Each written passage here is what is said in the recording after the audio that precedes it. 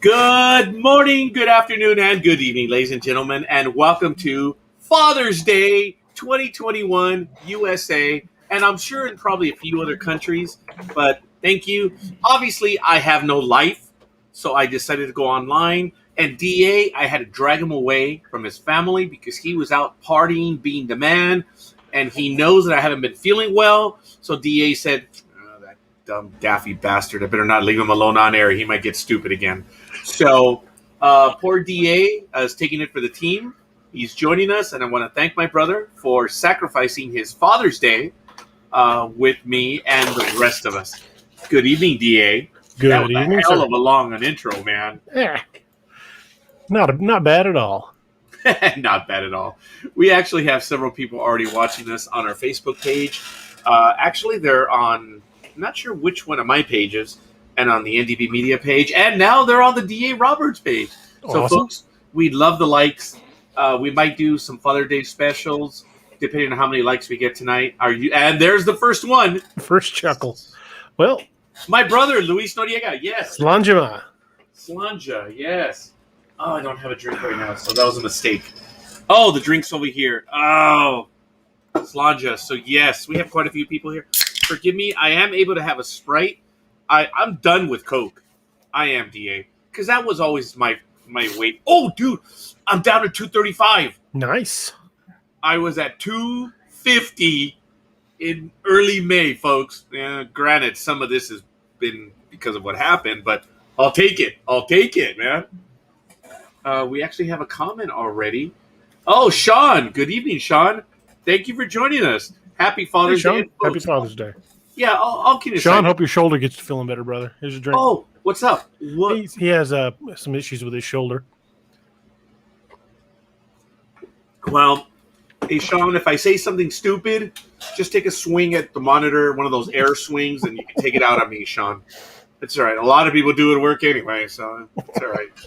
I'm good with the air swing, but that way you can, work it out, or that's, I'm not sure. Or like this, whichever comes first. So I hope you're feeling better, Sean. But I know my brother already gave us a like. Thank you, Lewis. And really, happy Father's Day to everyone out there. Definitely. Happy Father's Day out there, everybody. It has been celebrated for about 100 years now on the third Sunday of the month. As we know, Mother's Day is the second Sunday of the month. And in the Latin world, it's always May 10th, just for what it's worth. So sometimes it may coincide, but they don't always. But hey, got another like there. So Larry Phelps. Good evening. All right, man. Awesome. Thank you, Larry. Appreciate that. Yes, happy Father's Day to you as well. So I'm going to start writing some of these names down. And I'm going to do it under the Nightmare Hunter page. And I'm going to create one right here for today. Folks, there's still a couple hours left if you want to get Ragnarok Rising Awakening, book one of the Ragnarok series, for free on Kindle. It's the Father's Day deal we put out this year. So there's still a couple hours left before Amazon takes it down. I think it goes by Pacific time, since Amazon's headquarters is in Seattle. So you should still have a couple hours left until it comes down. I want to give everyone that sort of love, but honestly, oh, okay. I got to see what Sean said right now. Thank you, Louise. I kind of saw it off the side, so I got to see it. I was going to tell him. Actually, DA, no. I don't mean X. Sorry to countermand that one, but I believe it's based on your time zone. Because yesterday I was watching it while you turned to midnight and announced it. On my screen, after many refreshes, it was still showing until it was midnight in my time zone. Well, in that case, they've still got almost an hour. Hurry up! So let me see. We got some more likes. Hadley Thorne. Thank you. So what does Sean say? I'm a 6-degree black belt at 6'7", 260. If I want... I'll fight you. That's funny, man. I was just saying. I was doing this, and my verbosity was under control, Sean. I'm just saying that if I said something, you could pretend to do the airstrikes. No, buddy, we're good. Well, that is awesome. 6-degree black belt. That's impressive. That's not 6 weeks. With the free day promotion, Ragnarok Rising Awakening is currently sitting at number 76 on Amazon Horror. It's in the top 100 in horror. Oh, that is absolutely awesome. There we go, Sean. Thanks, man. I appreciate that. I'm gonna. Oh, here we go. Man of the hour, Hey, Sunday Richard. night. Hey guys. How's Happy it going? Father's Day, Richard. Thanks for joining Not us. too bad. Well, I saw the link and I'm thinking, okay. Might Why as, well, not? might as well give it a shot. Hell yeah! Huh? Happy Father's Day, brother. How you doing? Well, thank you, and you too. Thank you. Both Thank you. of Thank you. you. I mean, hope Thank you had you, a good day. It was a very good day. Awesome. Good to hear.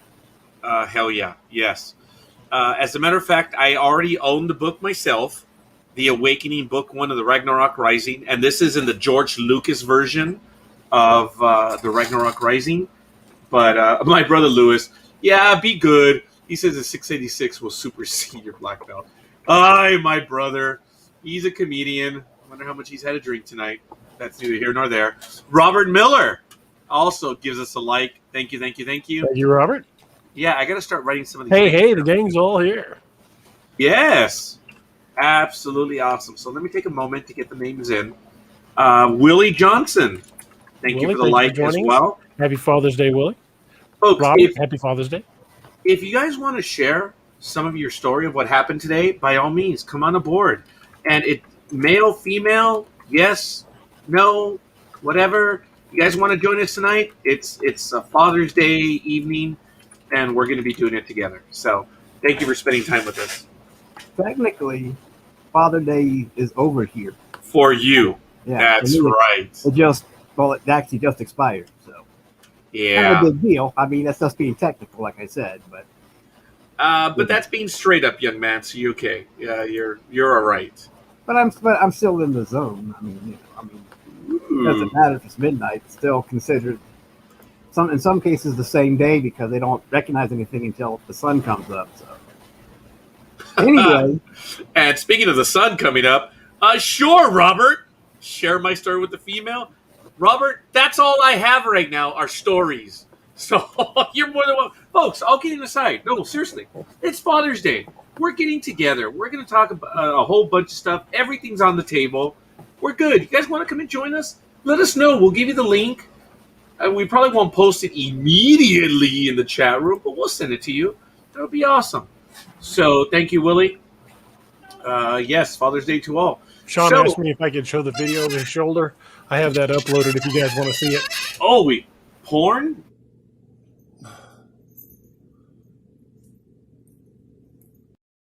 Shoulder? Yeah. Oh, my. What happened to it? Well, Dude, you can see it in the video. yeah. Should you play it one more time? Yeah, sure.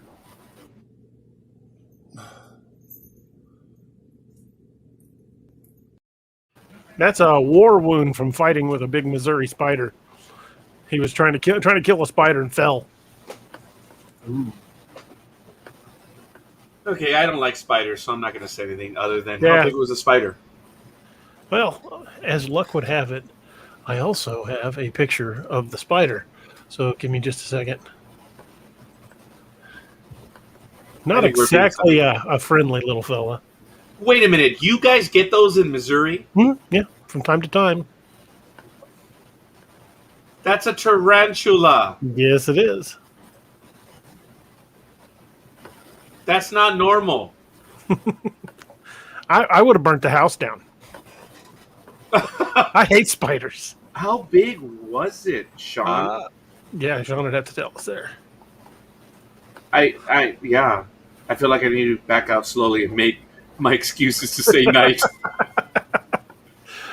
Hallie, you were welcome to hang around. I would just Sean asked me to show his video because I knew what happened. Sean lives just down the road from me. My book, Apex Predator: Horn to Moon, is set in the town he lives in, down on Rockaway Beach, Missouri. Wow. That's in San Diego. Crap little tarantulas. Almighty, do you get any up where you're in Ohio? no, I- unless they're a pet. But I would rather deal with the. I mean, I really haven't heard of us getting any kind, getting tarantulas or very, very poisonous spiders. But I'm less worried about tarantulas than I am in the brown recluses. but Oh yeah, those are somewhat common over here. Yes, we saw a tarantula in the mountains crossing the road. You're right, we did, and we have that video. I don't know who has the video, Lewis. I don't know if you have the video, Lewis, or if Alma still has it. But oh my goodness, we have a score. Look at that, Woohoo!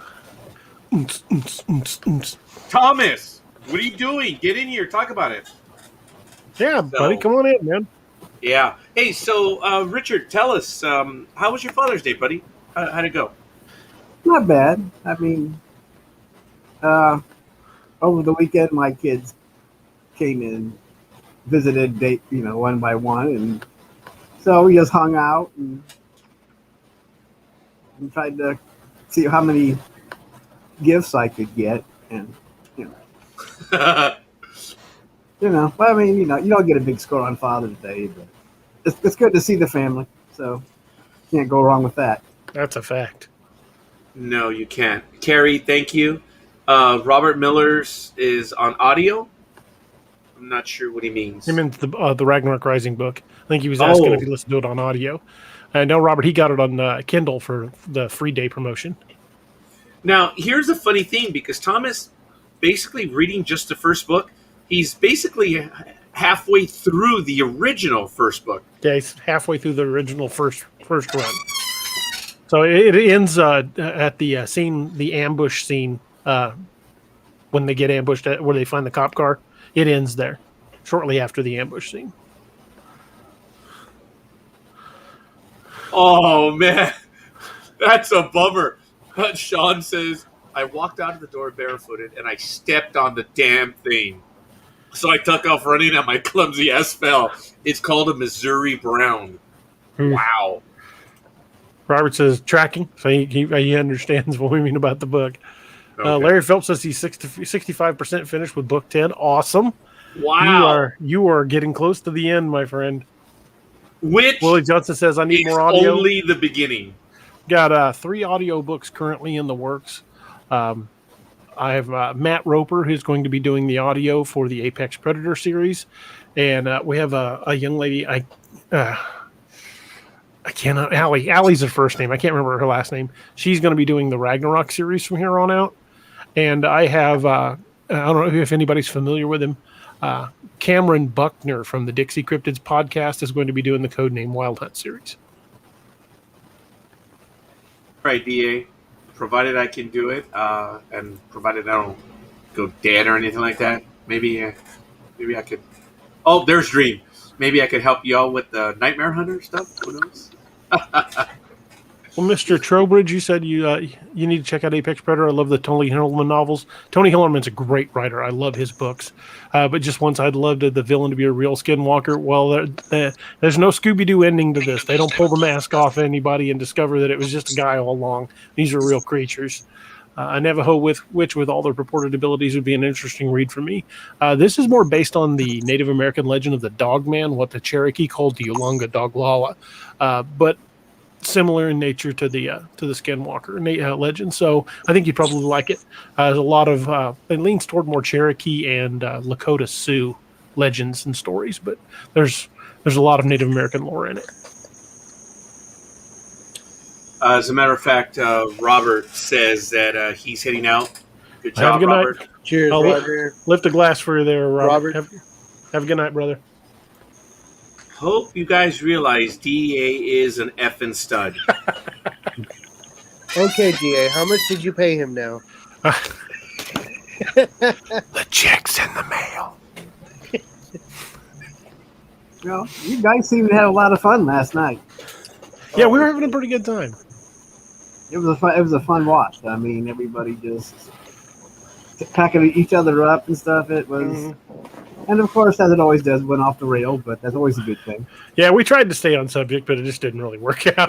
Does it ever work out? Really? Not always. No. Once in a while, we'll stick to the subject, but not often. Yeah, but it's still a good time. I mean, it looked like everybody was having a good time. All the people that showed up. And from the people that commented in the chat, she ended up getting quite a few sales from that. So that's a win. I hope Yeah, she's continuing to get those. Yeah. I think I bought That's one. definitely on my next on my list to pick up. Well, Steve already bought it and read it. Steve reads fast. And he posted on Facebook. He absolutely loved it and can't wait for the second one to come out. So I'm going to have to pick it up this week and try to read it over the weekend or this week. Talk about reading fast. I just knocked out book 1 of Ragnarok today. Okay, all right, fair enough. That is fast, Dream. But let's see. My brother says I think I remember the episode of the X-Files where they talk about skinwalkers, but they made it sound like they were werewolves. I don't recall that one. I'll have you guys comment on that in a moment. But damn it, I lost my train of thought. But it had to do with Dream. Oh, okay, young man. Yes, reading a book in a day is fast. But DA, how many times have I read 2 books in a weekend? A few times, actually. That's okay. Congratulations. Yeah, it's called desperation. Luis says, I think I remember episode of X-Files when they talked about skinwalkers, but they made it sound like they were werewolves. This is more like the Native American dogman legend in my Apex Predator books, but they're also, you'll run into other creatures as well as the series progresses. Apex Predator is a great series. I enjoyed every single book that I've read. And yeah, just read it, man. Just read them. Just read it. There's too much going on, and each book continues to get better and better, and the universe just keeps getting broader and broader. And then you get into the Code Name and the Lakeview Man, and Nightmare Hunter's going to expand it even farther. oh man! And then it goes to space. Of course it would. It goes to space eventually. My problem is that I have several books on Kindle that I'm reading at the same time, so I keep bouncing around. I never finish one. I just, I feel like reading this one today or whatever. So, I mean, I've started your first book there, DA, but... you've got it? Something else. Awesome. Reading something else, but, I like what I've read so far. I appreciate that. I didn't get far in it. I think like chapter 4 or something in the first book and that you did. And, and like I said, I bought Bethany's book last night. So, and I read a couple chapters of that, and I like that so far. So, but like I said, I bought a book, and now I'm reading that, plus your book, plus several more. I mean, that's the problem with Kindle. You can just switch back and forth all the time. Very true. Richard, just out of curiosity, is it the Ragnarok Rising, the first book that you're reading, or is it Lakeview Man? Or Apex Predator. Well, Apex Predator. Okay. So none of them. I mean, I don't. I think if you don't have the Ragnarok Rising Awakening, you can still get it for free for about 40 more minutes. No, I don't think you can, because he's already Eastern time zone. Where should I start? Does it matter? Yeah. There's a timeline. It is a shared universe, though. It's kind of like the Tom Clancy series of Jack Ryan. Right. But should I start with the Ragnarok, or am I okay with the Apex? You're okay with the Apex, but get the book right now that you can. Okay. Let's see. Can I buy it for someone? This is the actual order of the books, which is there for right now. It's not the order in which they were written. It's the order, the chronology of the books. The Ragnarok books were written first. Then the 2 sci-fis were written. That's the one I have. So. Okay. Well, I've got, if you start with Apex Predator, the order you'll want to read them in is Apex 1, which is Wolf Moon, then the first Lakeview, then second Apex Predator, then first Codename Wild Hunt, then the third Apex Predator, second Codename Wild Hunt, second Lakeview Man, fourth Apex Predator, third Codename Wild Hunt. And the next blank in the series will be Nightmare Hunter 1. And I thought the DC multiverse was confusing. Yeah, there is a lot to it. Well, you can read any of the series standalone. There's enough information there. Yeah, but you can read any of them standalone. I saw that you had a reading order. But if you read them in that order, you get all of the context and you know who all the players are. But there's enough information that you could read any series as a standalone and get it, because I put a lot of footnotes and stuff to explain things. Yeah, you seem to put a lot of detail into books. I try. Yeah. And the best part is DA still Charlie Mike on this whole progress. He is. I actually didn't realize that we have some other likes on the other page. That's why we may have gotten feedback for a quick instant. I do apologize, but I want to thank them as well. They're watching, so I want to give them a little bit of love as well. I believe Carlos Garcia, Andrew J. Lucas, thank you for giving us likes on this one, and Raul Lomelli. Thank you, Raul. Thank you, gentlemen. I know that Raul. I believe. I'm not sure. I don't know if Andrew J. Lucas is across the pond, but I know that Raul is in Texas. As a matter of fact, he is the DFW. Ooh, that one was close. Fireworks, I heard that Yeah, one. you did. That one Yeah. was close, dude. Well, Yeah. it's starting over there, huh? Oh, they've been going for a month already. Nice. This is Pomona, 30 Yeah. miles east of LA. This Yeah. is East LA. Yeah, we've got fireworks stands been set up over here, so I'm just waiting for it. But I definitely miss Los Angeles and our favorite holiday games. You know, is it gunshot or firework? That's North Springfield now these days. You always know when you're near midnight because the helicopters are overhead, and at about 11:30, boom, they're gone. Yeah, that's everywhere and anywhere. They're grounded at 11:30. It's a no more. They're gonna get shot down. Yep. Folks, seriously, get the book on Kindle. It's really good. Start off with the Ragnarok Rising, and all kidding aside, folks. Okay, no, I don't want to do it tonight because I got to take care of some stuff.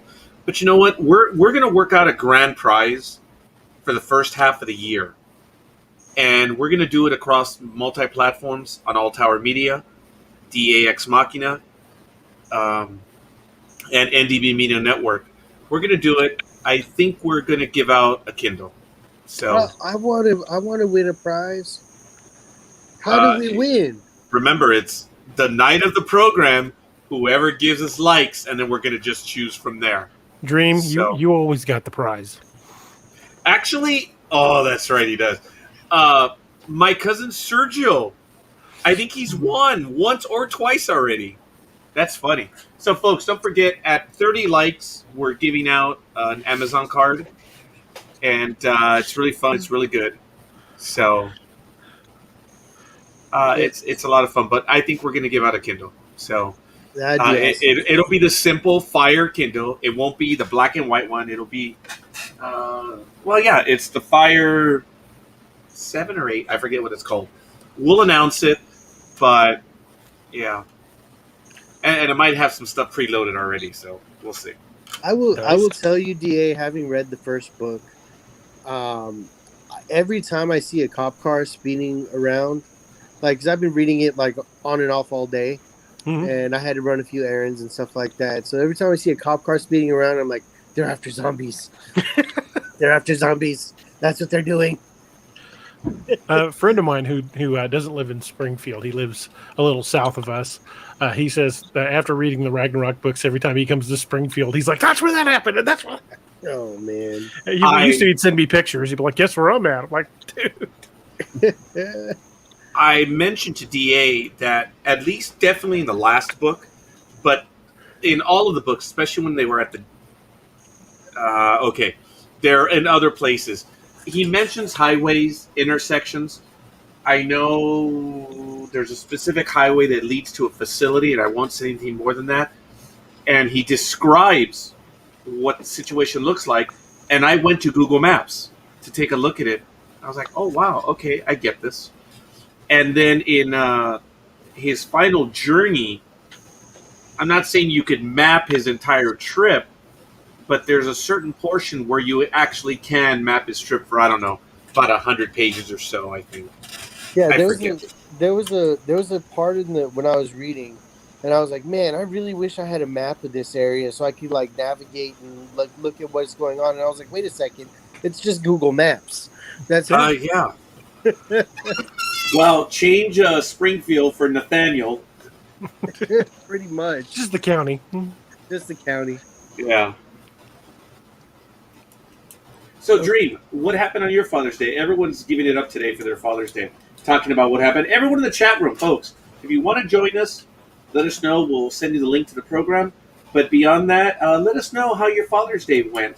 And if you're not a father, tell us how your day went today. We'd love to hear it. Dream. I had a very, very, very relaxing day. I got to sleep in. I got to read. I got to just kind of fart around and do next to nothing. I had to do some maintenance on the car, but that was about it. Your wife took pictures of that. Yeah. There was a issue with one of the cars. It was just a loose screw, but Yeah, unfortunately, she was taking porno shots of Dream fixing a car. Wow, chicka, wow, wow. Had the water hose been going, it would have been, oh my God. It's that Carl's Jr. commercial all over again. oh my goodness, no. But it was pretty cool. Good thoughts, Dream. I'm having good thoughts for you. I just wish it wouldn't have been, 4 hours of me not realizing that one screw was His loose. screw was loose. I went out Yeah. to start my van today and it wouldn't start. I'm like, what the hell's wrong? Got my neighbor to give me a jump start. It fired up. Ended up having to go buy a new battery. Oh man, Happy Father's Day. Guess who's buying a new battery? that was almost me. That was literally almost me. My car wasn't starting. I couldn't figure it out. Why is it not starting? I jumped it. I drove it around to charge the battery up a little bit, as we always do. Make sure, because it was my wife's car. Wasn't sure what was going on. And then brought it back home. I was like, I drove around long enough. Cool. Turned off the car. Gave it a few minutes. Turned it back on. And it didn't start. And I was like, what the hell? Like, maybe I didn't drive it around long enough. Okay. Or something. Because sometimes if you don't drive it around long enough, it doesn't charge up enough. And then you're back to square one. So I ate and repeated the process. Drove it around this time for over an hour. Got Starbucks and just hung out in the car and drove around and, came back, turned it off, and then turned it back on. Nothing. I was like, what in the ever living effing piece of, and I was losing my mind. And I looked at the battery, and on the terminal post for the positive terminal, the screw was loose. So there wasn't a solid connection to the damn. Nice. And I was like, really? Like, this could have saved me 3 hours of car freaking out anxiety. Because I want to make sure my wife is safe when she's driving the car, right? Absolutely. That's what we do. It's like you make sure everything's safe and 100% working, and then you pass her off and say, go do whatever the hell you want to do. But, yeah, so I got screwed. I got screwed out of that time. But at least I know it's taken care of. It's done. Yeah, she took some images of you while you were working in the cars. I think that picture that she took was the second time. That's why I was very frustrated of what the freak is going on. Didn't know it took you 4 hours. Sorry, dude. Wow. Yeah. I would have just called AAA or, damn it, I got to wait till Monday. Well, no, that's the thing. Like, it was, if I was in my head, as I'm thinking, it's like, all right, when I jumped it, it started. So if the battery's working, but it's not starting afterward, it's got to be the alternator that's not charging the battery. And, I was thinking I was going to be out several hundreds of dollars. And, I'm just very fortunate and I'm very happy that I lost a couple hours and not a couple $100. So I would rather find the screw after a couple hours and shell out hundreds of dollars that I don't have extra of on something that didn't need to be replaced. Wow. Well, this is my Father's Day gift. I wore it temporarily yesterday for the Nice. program. This is my happy place. That's no moon. Well, actually, yeah, it is a moon right now. But all kidding aside, I am proud of the fact that I'm now down to 235. Should be. Congratulations. Congrats. I know. I think this is the second time I say it tonight. I'm sorry. I'm happy. I'm losing weight. Granted, Some of it is not because I want to, but the point is, I'm still losing weight. Yep. I was at 250 on May 1st, basically. So Don't I lost worry, 15 I found pounds. Yeah, very good. Yeah, I always use that joke. When my clients will come in here and say, hey, I lost weight. And I'm like, oh, I found it. it. Mhm. Some people think it's funny. Some people don't. I don't know why. But I thought it was. But it's okay. Oh, I guess I guess I could consider how they might take that negatively. Now that I think about it. Because they're right there in front of you. Let's see. Luis says, I was going to say that, did you check your battery cables? My brother is a former mechanic. He took shop back in the 70s.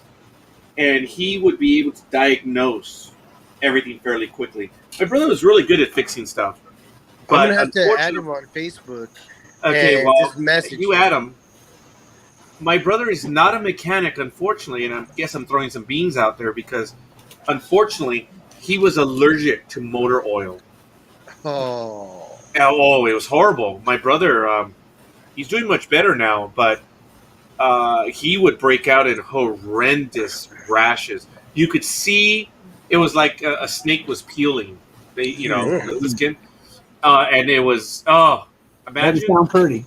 no, and it was a bummer. But go ahead, Da. Would you read that one? Sure. Says Oh my 12 God. years old, hunting deer at the Current River. About 30 minutes before dark, I could hear something walking. I looked in my scope and caught a glimpse of a darkish figure and realized that it wasn't a deer. Then I thought it could be a bear, but it stood on two legs for quite a while. At that time, he or she walked into some bush. He or she looked my way, and I was about to crap. She was picking stuff up off the brush and didn't seem to think I was a threat, which actually I wasn't because I was. They Small. cut you off. Yeah, he was 12 years old. I think he's A continuing the sighting post. here in Missouri. ugh. Current River's not far from here, just a couple hours south, 2-3 hours south, down by Eminence, Missouri, down in Shannon County. Eminence. Eminence, Missouri. The setting of Cat Air. Codename Wild, not Codename Wild Hunt, Apex Predator Hunter's Moon. Oh, I don't remember.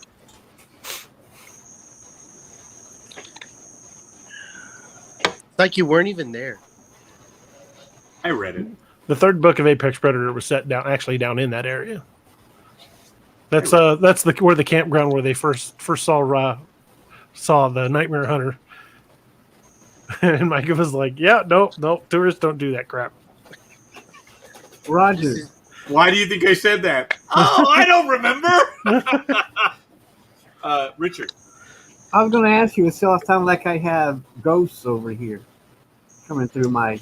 Oh, you finally caught it. Yeah, it does. And I don't know if it's the mic picking up the sound. So, in other words, your mic is picking us up. Mhm. So, if you're actually hearing that, oh wow, yeah. I'm not hearing it. That's why I'm asking you because Oh yeah. when we did the sports show, you said it sounded like there were ghosts, and I thought, well, I better ask Da about that. So It's a lot better now. okay. I just wondered because that's why I asked you. I just asked because I didn't know if there was any feedback. Because sometimes when you don't wear the headphones, you get the feedback. So that's why I asked because I didn't want to make a big disturbance in the force. I think we're good. I thought I'd ask. You the man. You are so sensitive, Richard. Thank you. All right. It's my feminine side.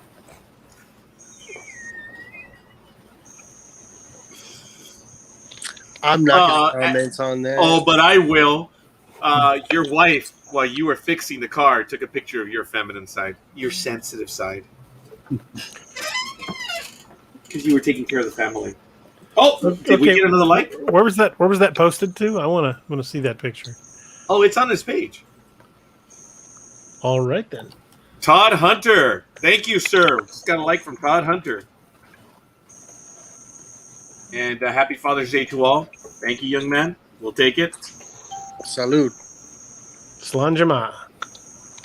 Slanga May. What? Hmm. Yep. I know that's rude of me. I shouldn't say that. Let me see. Russ Beast Young says, Richard, they're a little bit, but you need to pay close attention. Oh, about the ghosts, I think, yes. Oh, A little bit.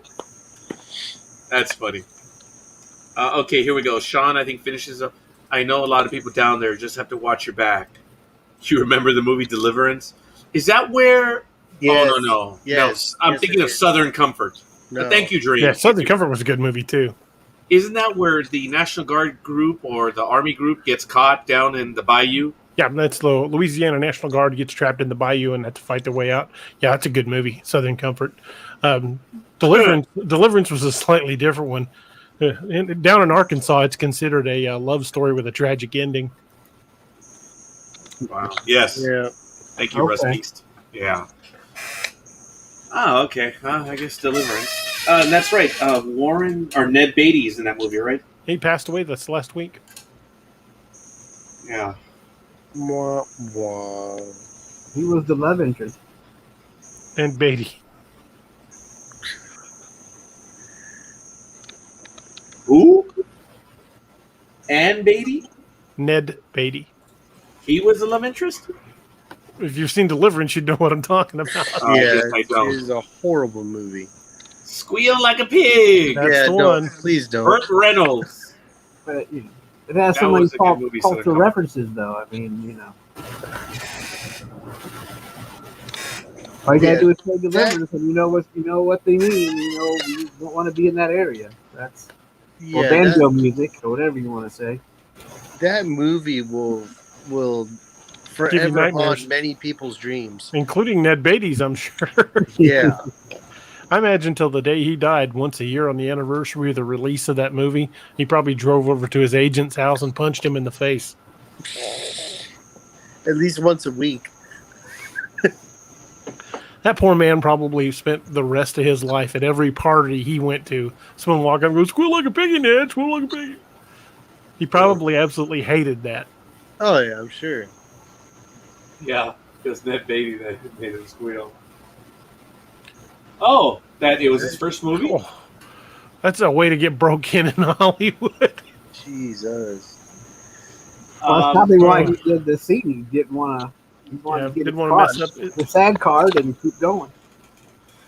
It was funny. When they redid the series of V, Mhm. we had Anna's assistant. The character's name was Marcus, and the actor's name was Christopher Shire. He was on our program, and I did research. There was only so much research that I did, and I had my notes. And you talk about their history, you talk about whatever they were doing, and I scored on this one right away because I said, "Oh, hey, so what was his role in such and such a movie?" Now remember, we're doing this via digital radio at the time. He pauses for a moment. He says, "Oh, so you're going to play it that way, huh, Roger?" "Okay. I played a transvestite alcohol bartender or something or other in the I movie." think I was on that show. I think You I may might have been on that. It was so funny because the audience went crazy. They went wild. And he paused. He says, "Oh, so we're going that way, are we?" And oh, no, it's just the first one I picked. And it really was the first one I picked, but it was gold. And the actor was like, "Okay, you want to play it that way? We will." Well, and I think that was he described the role and the part, and when someone said he was trying to get his SAG after card, it's like, yeah, that's what he was trying to do. And he talked about what he had to do, and we talked about his career. And this is while V was on. So it was probably the late 2000s or early 2010s. But we got in trouble with ABC because apparently by my asking him about that phrase, he kind of like snapped. "Oh, so that's the way we're going to play it, huh?" The language was out of control. ABC was terribly unhappy with us. And we couldn't score a guest from ABC for a while. Oh. Now, we were like, "Holy crap! ABC was listening to us?" Yeah, right? Yeah, they were. They didn't own, Disney had not, they didn't own ABC for that long at the time. So they were watching whenever their guests booked a gig or whatever. Someone from ABC was listening. We're like, wow, man. So if they were listening to us, as Dream knows on Sports Talk with the guys, it is. Oh, and Richard as well. It is very frustrating when we're having conversations, and then we hear almost word for word our arguments repeated on ESPN. Yeah. It's just crazy. And we've had that for years. We know they were listening. I know the gentleman by the name of the Couch Potato. He would point it out. He would say, "Dude, they said what I said." Then he would tell me, he says, "Roger, they said they repeated your argument on air," and it was crazy. We knew they were listening, and it was frustrating because they basically pilfered our lines, and not ESPN per se, but certain hosts, and they were fed stuff, and it's like, man. Yeah, and then Couch Potato, man, I knew him from the Blog Talk days too. I think I was on his show a few times. But. So there are people that I've known for, I guess it's been almost over 10 years since I did Blog Talk. So it's it's been a little bit. I mean, talking about Sonny Clark, right? Yeah, that's one of them. Yeah. I want to clarify because I didn't want to be saying something and look like a fool like I usually do. No, you're good. But yeah, you're right. I mean, you'd say something and then you say, "Wait a minute, I said that," and it's like, and then the same thought. I kept thinking, "Well, they don't listen to my show, so whatever." But it's just that it gets repeated on national TV, and you're like, "Wait a minute, maybe I do know something, or maybe he's just as dumb as I am." So or her, whatever. Well, they were salient arguments. They were, and it was stuff that other people were not saying. And it was frustrating. We knew they were listening to us, and it was frustrating. But I want to give a shout out, Bethany Stutzman. Mm-hmm. She was the guest on DAX Machina last night. Just gave us a like right now. Thank you. I purchased her book. I was the one that posted it and said I purchased the book, and I'm gonna do a share screen right now, just because I can. And I'm going to show everyone there. I purchased DA's book, The Awakening, a year ago on May 16th, which was kind of cool. But I also purchased your book as well yesterday, Bethany. I hope I spell it correctly. Oh my goodness, I think I'm going to mess it up, aren't I? Oh, look, all your credit card I- information is on the side of the screen. And like I said earlier, I bought her book too last night. Well, whenever the show. Oh, there it is. Yeah, you're right. There, and look, just as I said, I purchased it last night. So, folks, if you want to read a book, I'm not going to admit to everyone that while I was in the program, I was reading the book, but I'm not going to say that. It looks like it's a fast, easy read, and any author will know that's not an insult. It's good. That means it keeps you inspired to keep reading. Yes. Oh, and I'm following as well. See that, Bethany? So thank you. And we have another like. My tocayo, Roger Peacock. Thank you, young man. He gave us a like here as well. So, folks, if you can, go for it. We're already up to 8 likes. So if we get up to 30, we are going to be giving out an Amazon $5 card. So you can spend it and buy from these illustrious authors. So I got to give a shout out to them. I know, to Bethany and to Roger. Are you drinking your Bushmills? Yes, sir. Oh, he is. Oh, but to answer Sean's question about what site you go on to be on your show, I sent him a link if you want to join us. Yeah, you mean today or just in general? In general, just contact us. Yeah. Otherwise, we have to chase everyone else down right now. So, but beyond that, it's all good. I've been trying to talk Sean into come on the show to tell us his about the details about his encounter. Well, maybe it's about to happen right now. Keep my fingers crossed. Yes, so that's really good. And maybe we can have everyone here squealing like a pig. No, don't ever do that. Don't ever do that. I haven't seen the movie, so yeah, don't do that. Don't do that. It's that either. That either. No mas, no mas. No mas. Oh, not so macho Camacho. That was a boxer. I think it was in the 80s. He's the one that famously said "no mas." I think. Hector Macho Camacho, Yeah, but Him and when the he big lost rival- that one, they called him not so macho Camacho. the big rivalry he had with Ray Boom Boom Mancini. Oh my god. Hmm. That's right. Wow, that's pretty good. William J. McLaughlin, thank you. We appreciate the like. William J. Slanja. McLaughlin. Sorry. Take another one. Here we go. Where the hell did that come from? Richard! Because the looks that everyone, Richard was just like, let's see when these idiots. The look on Richard was, let's see when these boneheads realize this. Oh, Lord. That was good, Richard.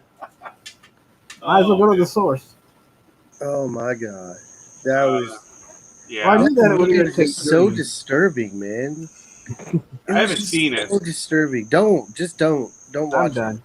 I'm done, but Forgive me, gentlemen. I've got to put this in the refrigerator.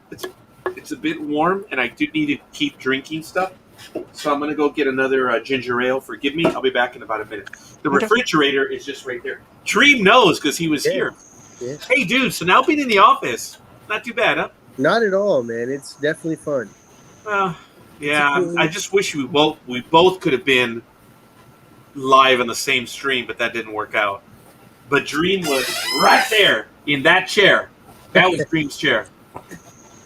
That's where I was. Yeah, that was cool. That was fun, man. Eating pizza and pork rinds. Yep. Actually, Pork rinds yeah, and vegetables and Tommy's and everything else in between. There was never a dull Yeah. moment. I don't think I took my weight reading after that day, Dream. You That probably was the ate only day when I went everything up. Yeah, we ate well that day, thank goodness. But forgive me, kids, I have to go get some drink. else. I meant that in a good way. X, you have the con. Aye, sir. Yeah, he's never gonna let me live that down. I'm gonna be X from now on because of that game. That's okay. I don't mind. Oh, So you're Dream- playing that Star Trek roleplay Mhm. game. Huh? I think we're doing that again next Sunday. Fun. Yeah, I believe next Sunday is the day we're supposed to do it again. So, what book are you going to read next? Oh my god. I just did the Amazon review Mhm. on Ragnarok Awakening, so that should Ooh, look awesome. the next couple hours, up to 48 hours, I hope. Next one's the Crucible, right? Yes. For book 2, and then I get Highway of the Dead, and then I have to go in and look up all these other authors that I just connected with, and started on all their series. Well, make sure you check out Bethany's books. Check Yeah. out Alan Gamboa, Sean Chesser, I Jonathan Mayberry. I mean, some talented folks. And if you listen to the Zombie Roundtable, there's like a dozen people. Some of them, Yeah. they're all awesome, but some of them will be names you'll recognize. And if you don't recognize the others, you should check them out. There's got some talented people in there. Oh yeah, definitely. I'm definitely going to be picking up Highway of the Dead. I have to follow because of the Grace Jones stuff. Mhm. So as soon as that all is ready to go, I got to start reading all that. And then what's his name? Alan Gamboa. That's another one. Mm-hmm. Yeah, Alan's a former corrections officer. He worked out at Pelican Bay in California. Okay. And then the guy that was in the middle, Sylvester Barzy. Yeah, Yes. yeah, he's a good writer too. I think you can't go really wrong with anyone. Anyone was in that group. It was just a good group of people. Yeah. Oh yeah. And then there was Scott Baker, right? hmm Scott Baker, Stephen Kinney. Yes, the guy that was in the other corner with the amazing accent. Yeah, that's Stephen Kinney. He's from Scotland. Maybe he can send me some legit whiskey. or at least point you in the right direction. Yes. Give me some knowledge about that. Was he drinking some whiskey Uh, that night? No, he doesn't even really like Iron Brew, which is like the official soft drink of Scotland. He's a root beer guy. Aye, lad. Yeah, Good for him. he special orders his root beer apparently. He has to order it off Amazon because they don't make it over there. That's funny. I didn't get a chance to listen to the program before, so I'm gonna have to go back and check it out. But by the way, to answer Lewis, my brother's question, Hmm. That's a business opportunity right there for him. Just Yeah. stop brewing root beer in Scotland. You're good. Opened the first root beer distillery in Scotland. Yes. There you go. hey, The first root beer king of Scotland. Yep. Aurelio Rico Lopez Really? is with us on a Sunday night, which I believe is now Monday. Oh, there it is. Happy B. Yes. Thank you. Oh, that one's empty. I apologize. There we go. All right. Uh, This was brief, but I actually have to get some sleep because it's almost. oh, you too. Yes. Hadley says they've got to go as well. So thank you, Hadley. Thank you for coming. Thank you for checking us out. Appreciate it. To answer my brother's question, I think there's two parts to this story, so I have to get it correct. When we went to Magic Mountain, and I was still in grade school, my brother purchased this awesome little badge. It was a 2-part badge. It had like the lapel and 3 little like chains. It had a little circle, and it was like a little medal you could pin it on, and I loved it. It was a rank pin basically back in the 70s, and I loved it because it said Space Cadet. I loved it. And then someone went out to explain to me what Space Cadet meant. I don't know where that medal is now, but I used to wear that all the time. Now my brother says that he's talking about the identification card. That one I don't recall, Lewis. I do remember the identification card, but I don't recall the rank. And I had that one for a long time. Then I got married.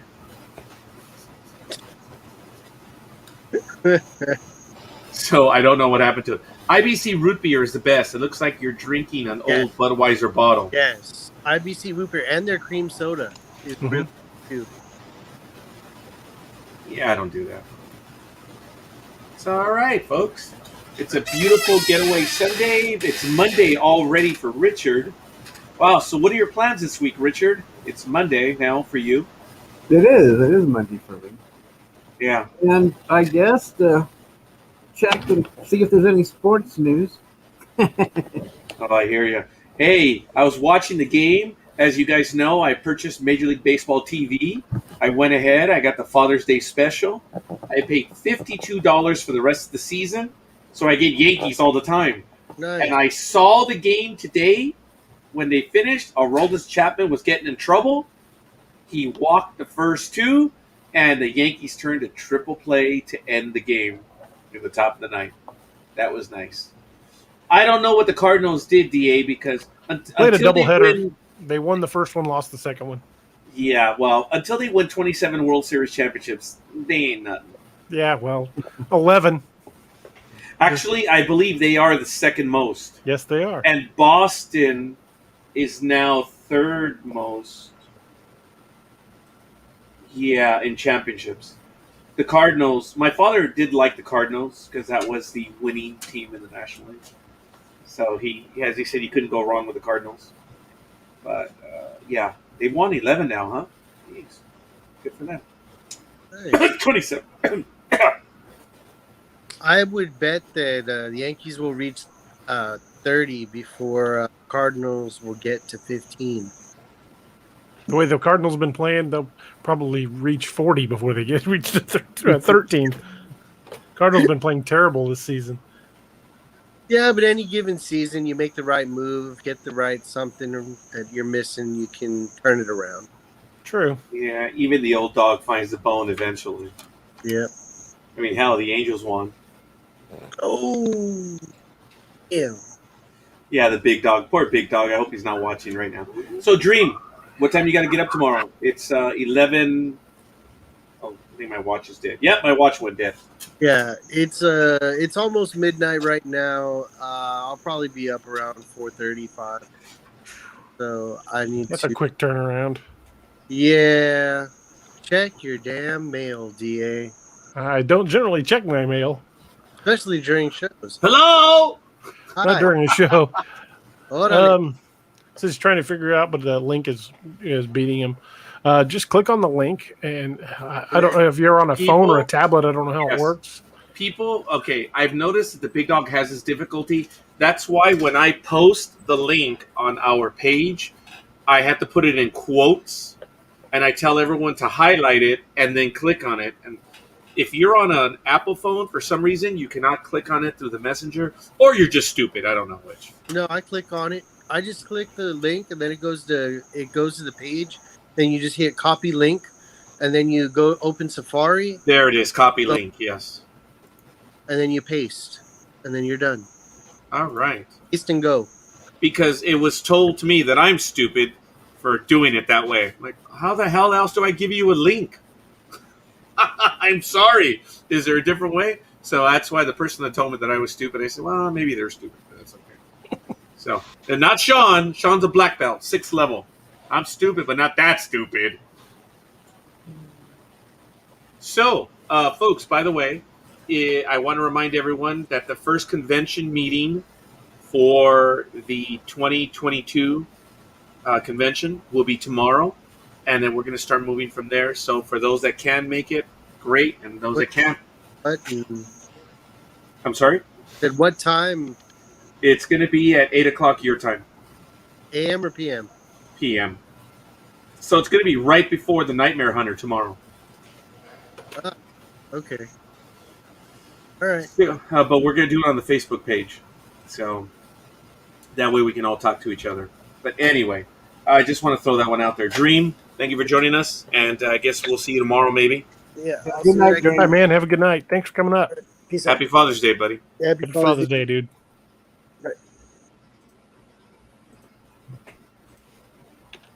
Oh, well.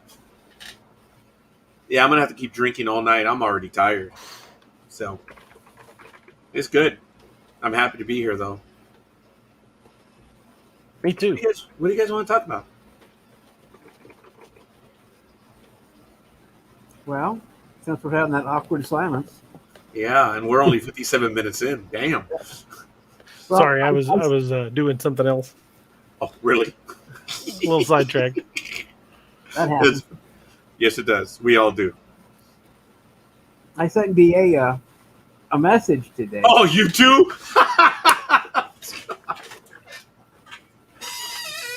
And I asked him to get a link for his shows, or a show.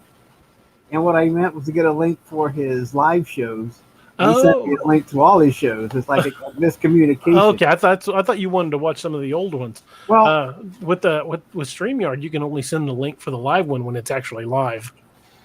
well, I know, but I wanted to. I guess if there was a time I was watching and I thought I'd want to join or something. Oh, that I okay. could. I mean, that was my thinking, but you took it. I meant one way and you meant the other way, and that happens. And I just kind of laughed, and go, yeah, okay, I see where he's coming from. It makes sense. And I don't mind having a link to all your shows, but I imagine that to your shows, you're the one that sets it up. So That's impressive. He had a link to all the shows. I just go to the page. That's what I do. Go to the page. Yeah, just go to the page. well, that's not what I mean, it doesn't matter. But I'm just saying that's how things. It's just a miscommunication. By the way I wrote it, I wasn't very clear, so it happens. I know that I can be not very clear, so it is what it is. Yeah, Mountain Dew is a lot more hyper. I'm taking Canada Dry right now as a man. Do the dew. Yes, Aurelio. Aurelio is a doctor. I guess he knows now. What knocked me down was the diverticulitis, but thank goodness I'm getting past it. I turned a corner, as I told everyone, and that's why no Coke soda. I'm avoiding caffeine at all costs, except for maybe a cup of coffee.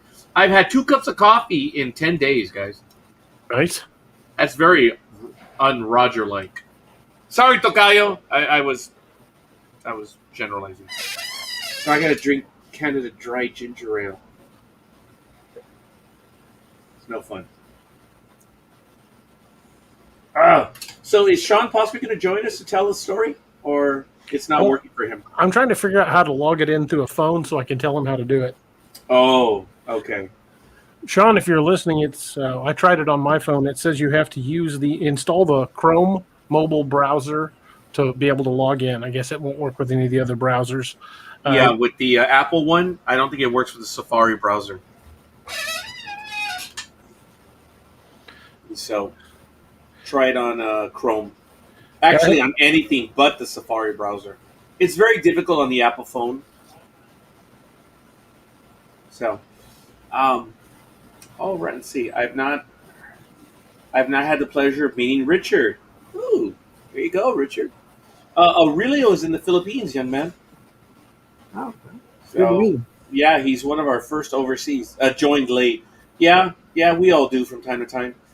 I just decided to do this. I was feeling that spurt of energy when I did Jedi Tax Online.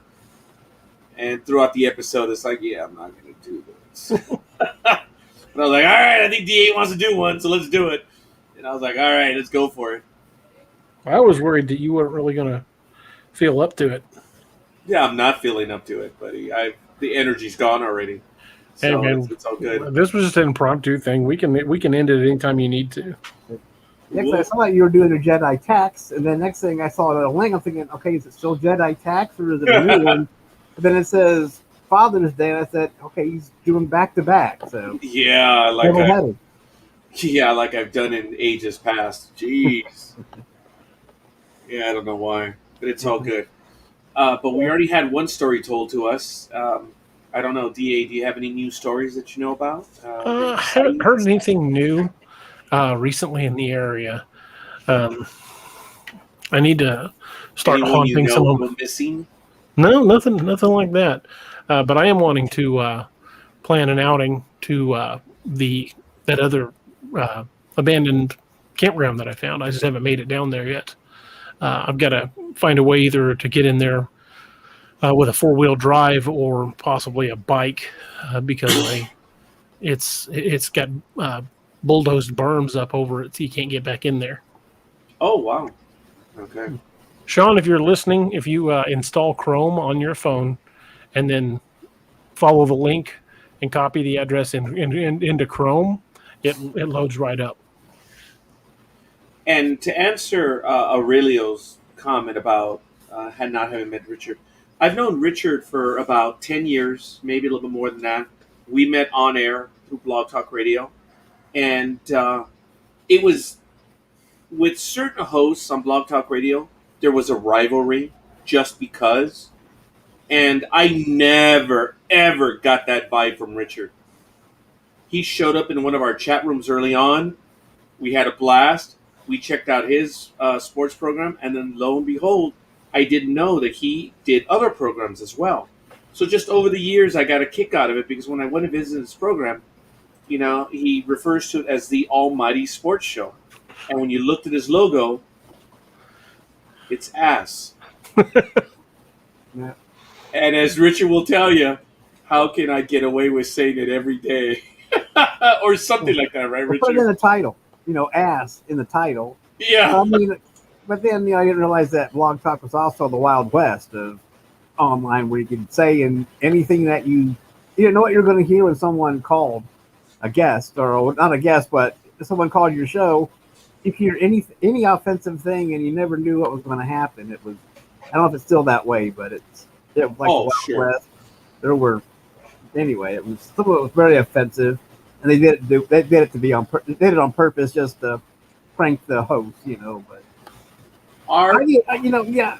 To me, I don't know why there would have to be a rivalry. I mean, I liked your show, and it was no rival, and that's what I mean, Richard. And I apologize. I said no. I'm just saying I don't. I mean, you said.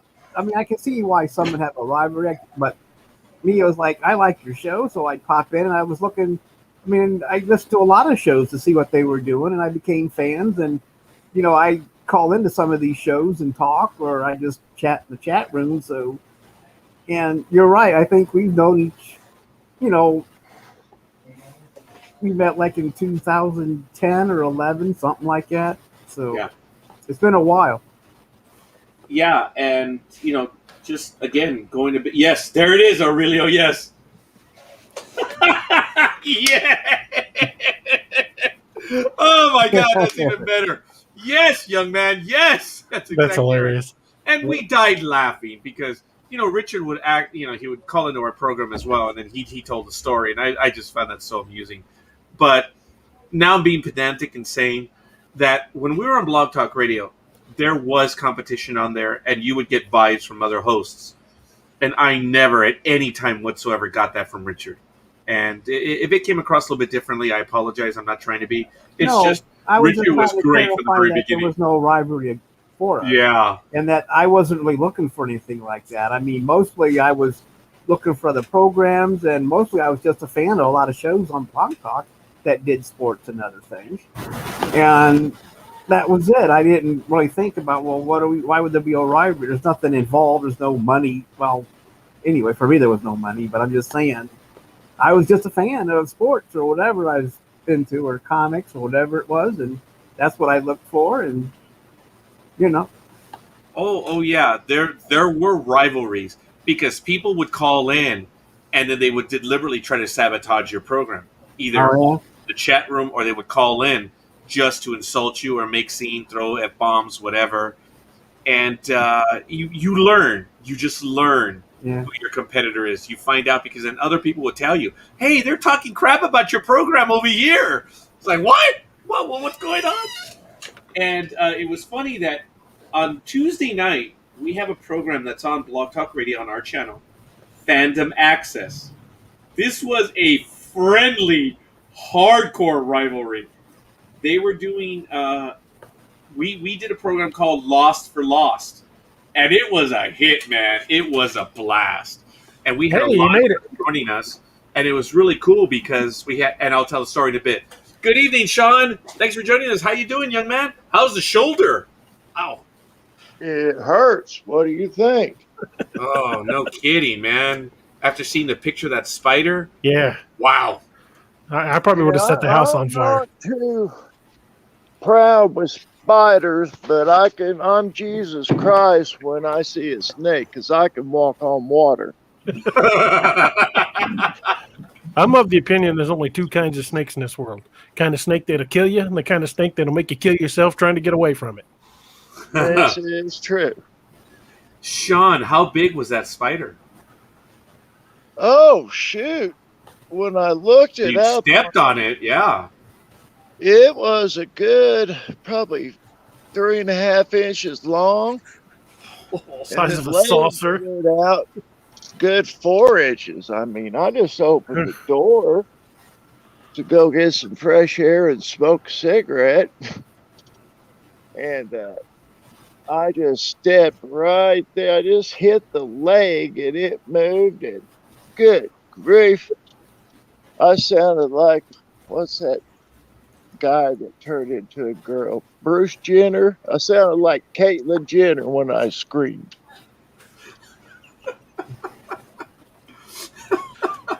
That was good. Aurelio's asking if it was a recluse. Actually, he may not have known. Honestly, the recluse, you don't know about that thing because even when it bites you, you don't know. It was a tarantula. DA, could you show a picture of it again one more time? Sure. Give me just Because Aurelio in the Philippines was asking about that one. Dude, Sean, when we saw it, we flinched. Oh, man. And That's worthy of a hollow point. That's you said that's a Missouri Brown? Missouri Brown. And it does have fangs and a venom, but it does not hurt humans. Wow, okay, didn't know that. But I imagine if it would bite you, it would still hurt. I'm not going to take their word for it. That's for dang sure. Like, yeah, we have a brown recluse over here as well.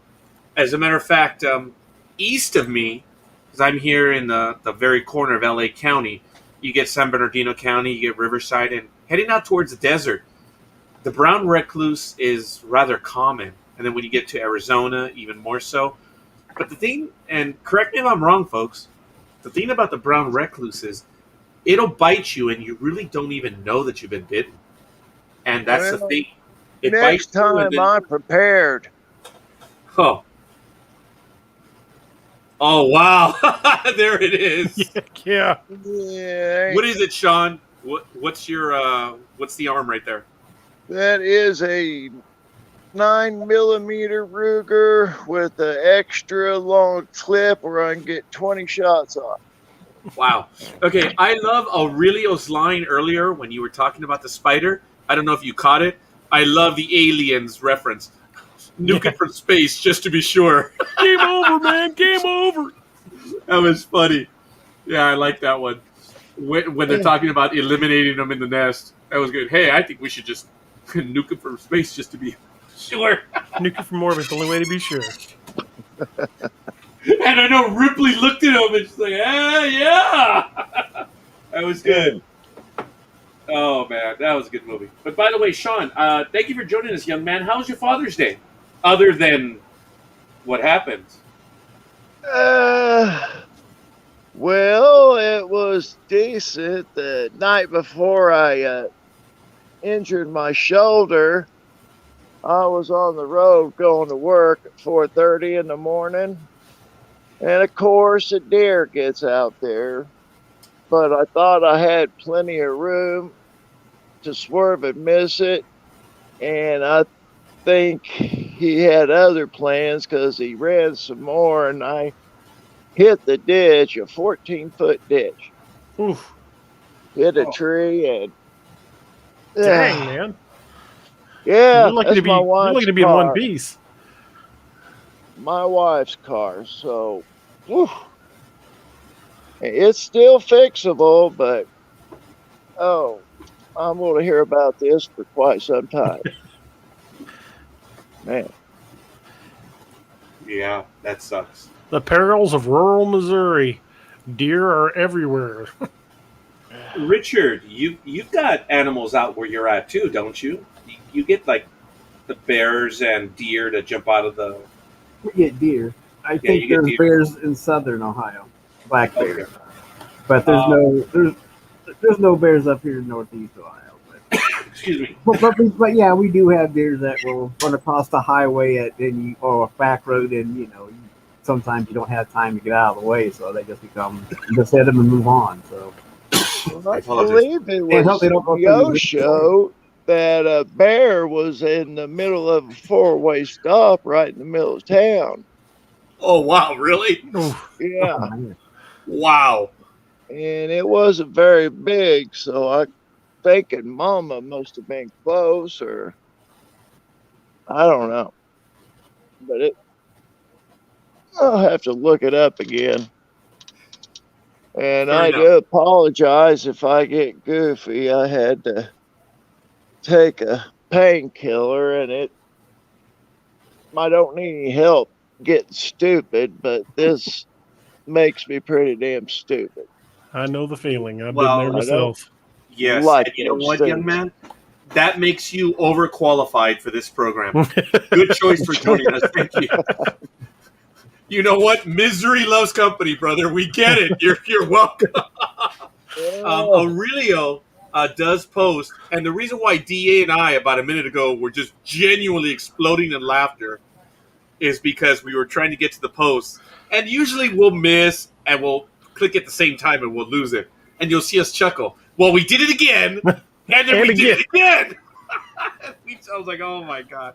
And it was from Aurelio's post. So he says, Sean, he's glad that you're safe. So yeah, and a little bit of sympathy also. Some of us are stupid without painkillers. That's funny. I was going to tell someone that I'm holding on to my painkillers, but I'm not going to mention the type of painkillers that I have because they'll probably disappear. And yeah, because I was told by several people, "Oh, you have the happy pills." I don't know what that means, but yeah, I've got a few of them left over, and I'm gonna have to put them in my safe. I mean, these silly SOBs are breaking in broad daylight.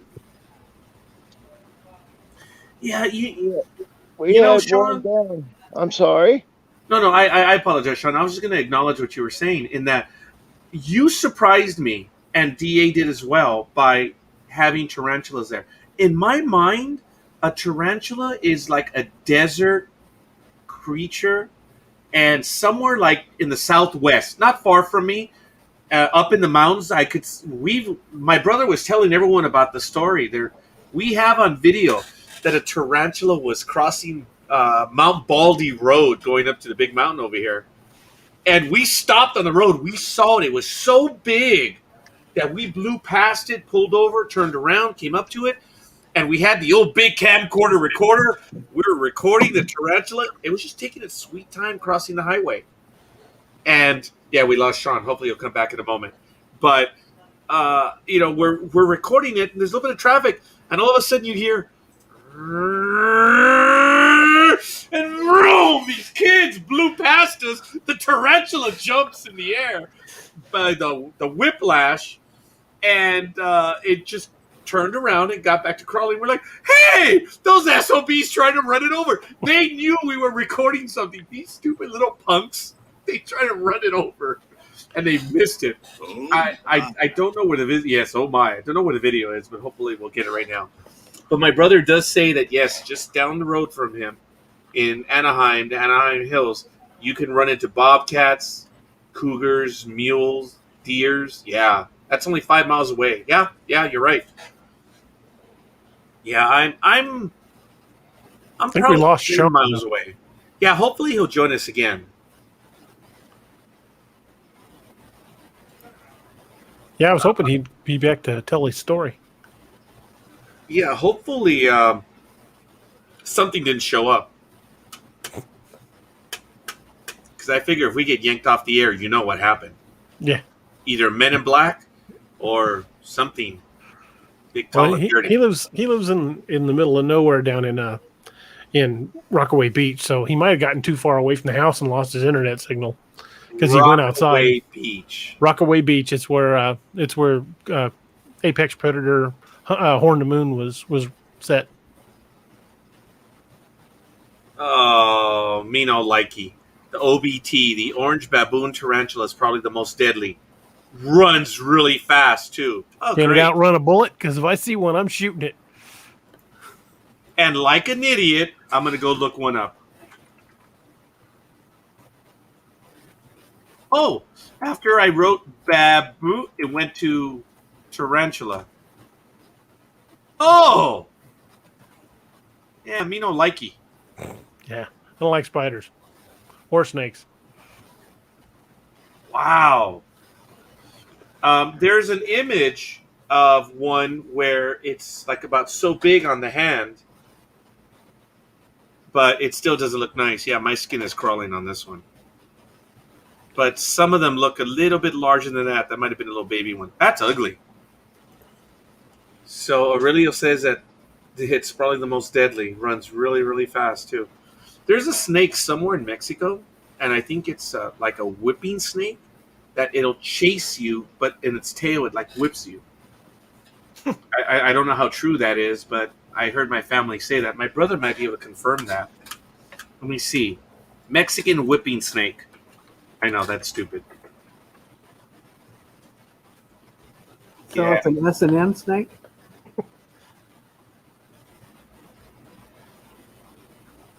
Sure. That's the whip. I just, Oh! It's called the Coach Whip. It's called the Sonoran whip snake. The Sonoran whip snake is a long, slender snake reaching lengths between 2 and 5 feet. The head is, you see, hey, Richard, he thought that one was good. The head is broad with large eyes. It's olive or bluish gray, fading to yellow towards the tail with 2 or 3 light-colored stripes on each side. The belly is cream, fading to yellow towards the tail. So it enters the United States through New Mexico and west central Arizona, and it's found as far south as Oaxaca. That's way down there. Hmm. Yes, whip it good. There's another Devo song, right? That's Devo, right? Do. Yeah, and the only reason why I know Devo is due to the fact that my brother used to listen to AC/DC, Devo, Ted Nugent, and I forget which other ones. Oh, that's funny. The snake comes with its own gag ball. There we go. Yeah, we definitely lost the audience at this point. So, Marie Carjalian? Or is it Carjaline? He gave us a like. Awesome. The one who laughed earlier, the LOL. So I'm only going over to that one so I can see the spelling of the name. We are up to, I believe, 11 likes so far. Now, my brother posts this. Oh, there we go. Could you bring it back, DA? Sure. There he is. Damn phone went dead. Oh, that sucks. Oh, I thought I had it. I thought I had it fully charged, but I was mistaken. Well, these videos, running a live video like that, will burn your battery pretty fast. now Oh. it's interesting that talking about the whip snake, my brother does confirm the story that I'd heard that my dad was chased by one, and there happened to be someone on a horse. He jumped on the horse, and that's the only way they were able to get away from it. Wow. Todd Hunter says, I'm pretty much fearless, but snakes and spiders bring up a primal fear in me for some reason. Yeah, you're not the only one, Right Todd. there with you, brother. Yeah, you're not the only one. So, Sean, Yes, sir. tell us, thank you for joining us. Do you have a story that you want to share with us? Oh boy, do I! Oh, young man, you have the floor. Well, I'm on a deck. Does that count? Hell yeah. Close enough. Well, we went down. It's towards Poplar Bluff, and Current River runs through it. And we were on private land. I mean, he never lets anybody hunt, but we got him to let us in. And I have to walk far because I want to get down where the big deer are at. And it was probably about 400 yards from the Current River. And I was up my tree stand, and I was only probably 10, 12 foot up. And like I said, I heard footsteps. I mean, I'm pretty sure I knew it wasn't a deer because, I mean, it makes a pretty good noise walking through there. And so I kept watching, and then I seen something out of the corner of my eye, and I put a scope on it. But I didn't get the scope on it till he got in the brush. But this brush, I guarantee you, was at least 7 foot high. And I could see probably another 4 inches of he or she's head.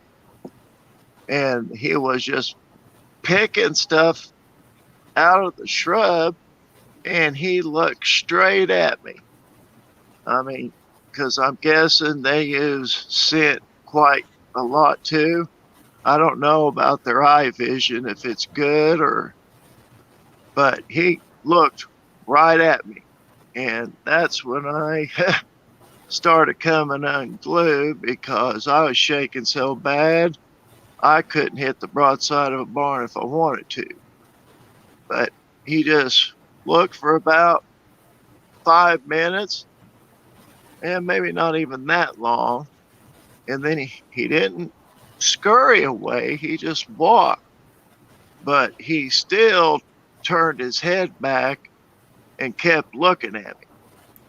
And I ended up staying in that stand until after dark because I don't know, I just wanted to make sure he was well gone. I I don't didn't blame you. hear anything. And I heard not to make these noises, like I hear idiots banging on trees with wood, and I just don't think, in my opinion, I just don't think that's a good idea because we don't really know the understanding of what he's doing, whether he's already seen us and he is making a statement, get the hell out of my woods, or what. We just don't know enough. And they also heard that they throw rocks down in a creek. So maybe you guys can enlighten me on that. But it was no bear because bears just don't walk on their legs that long. That and And- that. If you said the brush was around 7 feet, and it was sticking up Yeah. over the brush, that's way too big for a black bear. Hey, Sean. That would be a massive black bear, and there are no grizzly in Missouri. No, just like there's no tarantulas, huh? No, there hasn't been a grizzly sighting in Missouri in probably 150 years. But there was a wolf sighting, wasn't there? There have been recent sightings of wolves. Yeah. They're But actually moving more back into the area, so Okay. we may be They're- seeing them more commonly. Sean, just very quickly, is this the story that you were referring to earlier when you said you were about 12 years old? yes, How at 12? About how tall were you back then? Just out of curiosity. how tall was I at 12? Let's see. I grew 7 inches the summer before. I left 5'10" and came back 6'4". So, At 12. well, that's Wow. just good breeding. That's real good breeding. Yeah, no, of course, no. It's just it is, Sean. There's no doubt because I had my spurt before I went into high school. Because in high school I walked in 5'10", and I walked out 5'11 and a half. I had it in the 8th grade. But I was just asking how tall you were to try to get a better figure because I believe you said you were up in your stand, right? Yes, And not you were over already 12 about- feet. It was not over 12 feet up in the air of my tree stand. Okay. So But yeah, I was trying to down, do some you quick gotta- math on that. What color was it, guess- Sean? Were you able to tell? How close was it to you? I'm guessing 100 yards, Oh, but way that's too only close. that's just a football field. But with Yeah. when he started coming towards me, he got within probably 50 yards. And you had a scope on your rifle, Yes, sir. so you And got to what see I quite a bit of seen- detail. I'm sorry. You probably saw quite a bit of detail then. Well, but did, Yes. but did you hear what Sean said? That he couldn't hit the side of a barn? Oh, He was yeah, I'd have been the same way. I'd have been. I thought that was shakiest gun so in the West. genuine, Sean. That was so real, man. But there was something on there that I did catch when he was get off me. When he was walking back, it looked like a dadgum something braided his hair. You know, that's not the first time I've heard that. M.K. Davis was talking about Bigfoot with braids in their hair. Well, there's just another BLM for us. Bigfoot lies matter. Oh my God, that is Oh, sorry if I no. offended Don't anybody. be sorry. No. Sean, that was perfect. You caught us on that one. That was It just awesome. caught me That's off a guard. good one. I Yeah. like it. Yeah, you did, dude. We're laughing, Sean. Come on, man. Yeah. I've color? been on We're I've talking been in about Facebook Bigfoot, man. jail. Come on. Like I said, I've been in Facebook. This is my first day back on Facebook. They put me in jail for 30 days where I couldn't do any comments because my version of the truth and their version of the truth, it's just beyond stupidity. These brainwashed people, and I just tell them about it. They turn me in and tell them it's hate and that I'm bullying them. So I'm going to try to calm down, but it's not likely. Well, It's just, at least you know your strengths and weaknesses there. What color would you yeah, say I know the how creature to was? piss people off. That's for dang sure. I'm good at that myself. But back to the Bigfoot, as he when he did look up at me, I mean, it just, there was no fear. I mean, like dogs, they can detect fear. And I just didn't know if Sasquatches could do the same thing because they've been around forever and nobody's found anything out that we know of. Sean, sorry, DA. Sean, where were you? Were you able to catch a whiff of it? Were you down, upwind, or it didn't matter? You just didn't catch. Did you? Because I understand a lot of Cucumbers. Cucumbers. Have you ever heard them smelling like cucumbers? Never heard that. No. Okay, then that was one of my dad's jokes then that I believed when I was a little kid. No, that's good. I understand that they have a foul, rank odor. It's because I guess they don't wash all that often. So all the matted hair, it just Traps the smell. Do you guys buy the fact that he eats only berries? I don't think so. And anything that big is going to need a significant amount of protein. And most Bigfoot researchers believe that they feed primarily on like deer and other small game and supplement it with berries. They're more omnivorous than even bears. And at the time, you would have been considered small game. You might have. Yeah. Thank you, Aurelio.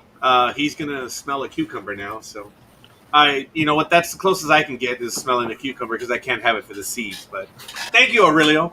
So, you didn't get an aroma of it or odor? No. I sure did. Unless the only aroma I halfway smells was me almost crapping my pants when it started walking towards me. I would have been right there with you. I mean, I was 12 years old and I did not tell a soul back at camp or I would have never heard the end of it. But that's true. These things are real. They're real. And I believe it. And I get sick and tired of hearing, well, we haven't found a body. Well, I do believe they take care of their dead.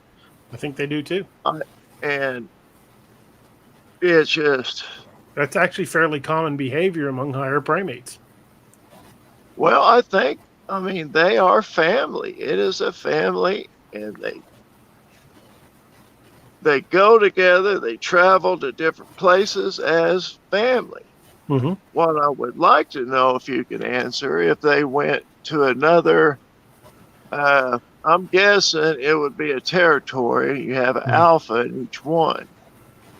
I would say so. I wonder how that would work if they fought for it, or I would say the dominant male probably exerts his dominance over the others, and any challengers either get beat down or driven away.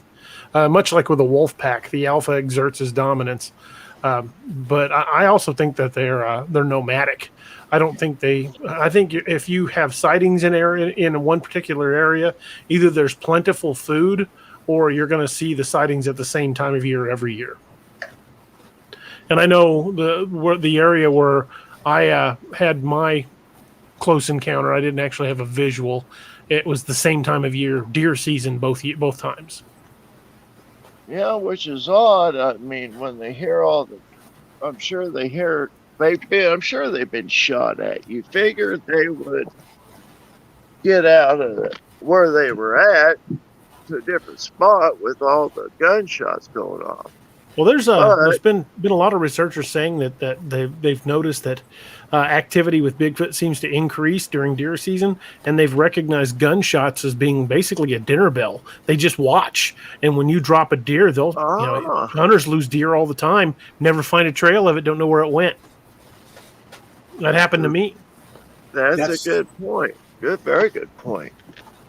Yeah, DA, would you remind everyone on that one? Mm-hmm. On that story, please. I was sitting in a deer stand. This was near Eldridge, Missouri, out in the middle of nowhere. And probably 60, 70 yards maybe across a clearing. I had a good-sized buck step out, and I hit him broadside, got him a good shot, and I dropped him, and by the time I got down to the tree stand and got headed over there, he'd already got back up and staggered off. But I found lung tissue in the blood spot where he dropped, so I knew he wasn't going far. So I was trailing him, and he was dropping a lot of blood, so I know, he knew he was about to bleed out. And he jumped down into a ravine, and I couldn't really scale down because it was so sheer, and I was afraid I'd break my leg.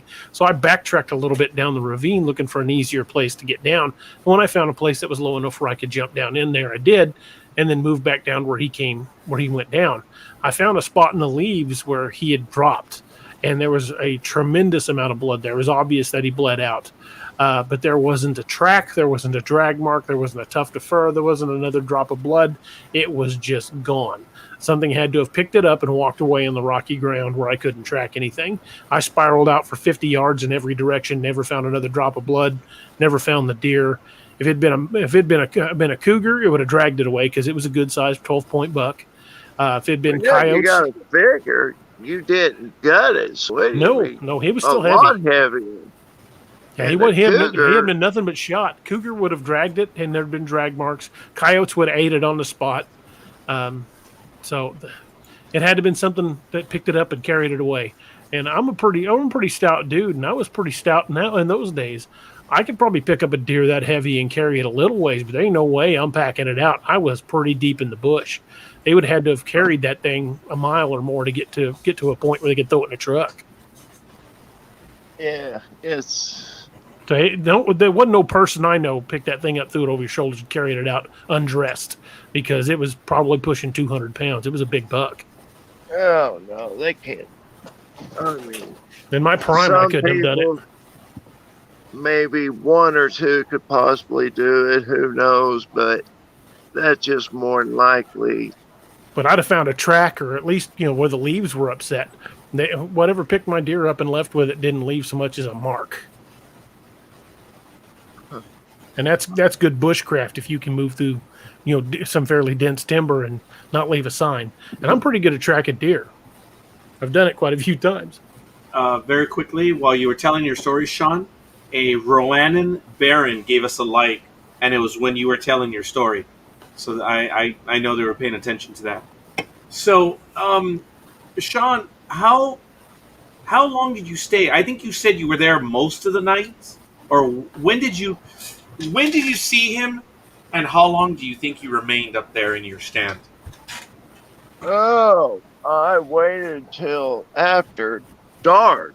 Yeah, you did say that. I had a flashlight and I had a SKS that I turned it into an automatic, which is quite illegal, and I really felt at ease after I got out of the stand just by his demeanor. It's like, it's okay. I'm just moving through. I mean, it was just really interesting the way it acted. So it's interesting though that you said that when it moved off, it did still turn around. Yes, but yes, he turned his head at least 4 times, and my guess he was just making sure that he's not being followed back to the pack. Yeah. Or it just, I really don't know, but he did. He just turned around about, like I said, about every 20, 30 feet. And it was something. I mean, but like I said, there wasn't no way Mr. Roberts there is the only person I've ever told. Well, thank you for coming on here and telling us. Yeah. Well, I'm sorry if I bored you. Oh, no, not a bit. Hell no. No. I love hearing it all, Sean. And Sean, this is real. What we're up against is that other people will tell stories and they don't want to be on air. They don't want to be seen on video. They don't want their name given up. You did, Sean. This was not born at all. Actually, It was pretty clear, man. Well, Let me Definitely. tell you, Sean, it felt so real when you were talking about, I couldn't hit the broadside of a bar because I was so scared. I mean, that was real, Sean. Yeah. And plus the part when you don't want to leave your stand either. I mean, that's Yeah. real. Where you're so scared, you're like, well, I got to make sure he's gone or whatever. That's how anybody would react at that age, trying to make sure that they were safe before they left. So that just showed how The scared you steps I- were. the steps I did hear, I mean, they were loud, but I believe their feet are kind of like cats. They have them black, I don't know, I call them rubber looking things where they can sneak on the ground and with little or no noise at all, just like deer. I would imagine they'd probably be able to walk on their knuckles like a gorilla, because there's a lot of accounts of people seeing them move on all fours. There's something out there, and I believe, and if they want to give me hell about it, that's fine. They just better not do it to my face. I'm right there with you, man, and I mean- I'm a firm believer. I am too. There's something out there, and I would love to see one. I mean, up close. I think you got us about as close as I want to get. If I can get a good look at it, I'm happy. Well, I don't want to get in high five or removing arm range. dadgummit, I'm trying to act like I'm a tough guy on here, but there goes that. Well, I Yeah, used to. You Used to are say a tough guy, but you were 12 when this happened. We were all 12 at one time, Sean. Well, this is true. I got lucky. I mean, I considered that luck and an opportunity of a lifetime to be able to see something that so many idiots don't think they exist. And I they do. And for the ones that don't agree, that's their opinion. But don't make your opinion my opinion. Right. It doesn't work that way. So it is what it is. I know the truth. Exactly. So And what do you guys Sean, think about? I'm sorry. No, Sean. Please finish your thought. I interrupted you. No, I'm fine. I was just going to tell you right now that in my universe, many people around me have had instances, and I take the shared experience that I have with that individual, and there are two people that I know that have had encounters. My brother being one of them.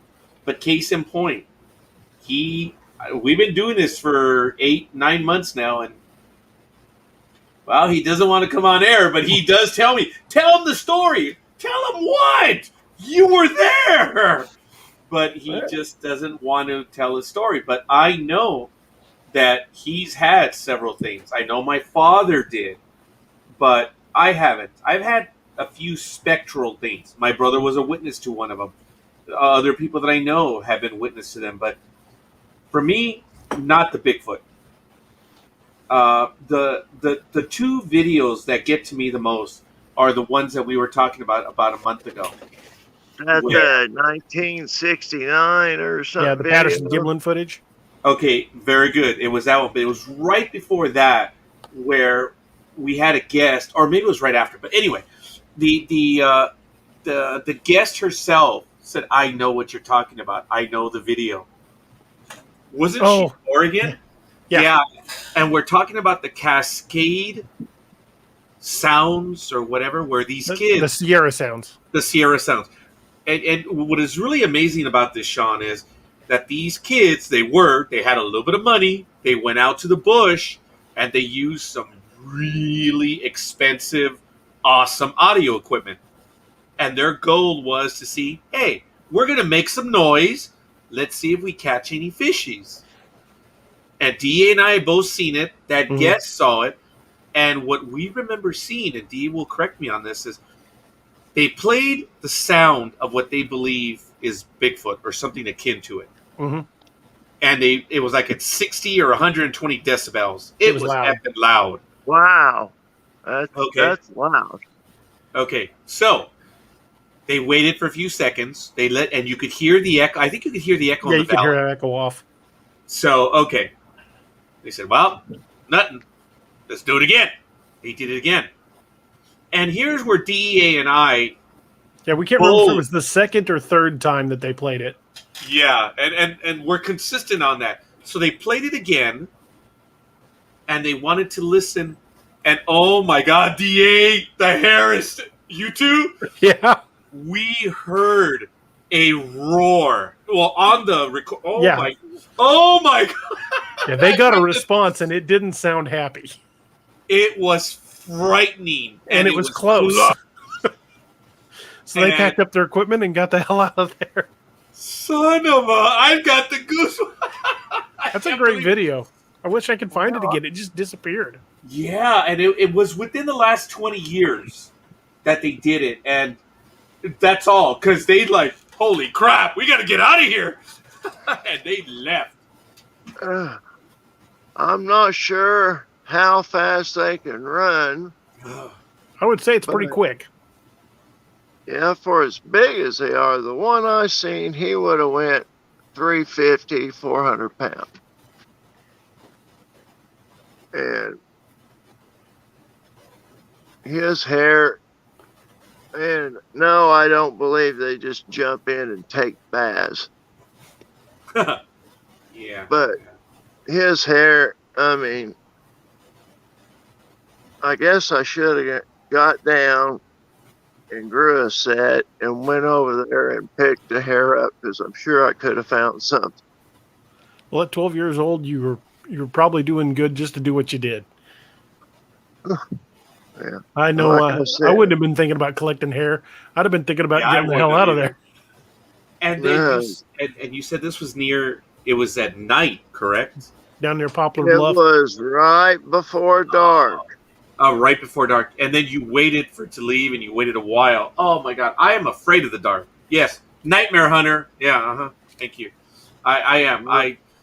Don't get me wrong, guys. I love driving. I love going to the mountains and hills and stuff. But darkness is not one of my best friends. So if Roger, I'm alone, I'm not happy. You need to get what my wife just got. I've been telling her. I've been wanting her to, so us to drive some of the back roads and see if we can spot something on these backcountry roads. She bought us a dash cam. Oh, I have a dash cam. Oh, cool. Yeah, next time you're doing the trip up to Big Bear, especially if at night, run that thing. Yeah, God knows what you might catch crossing the road.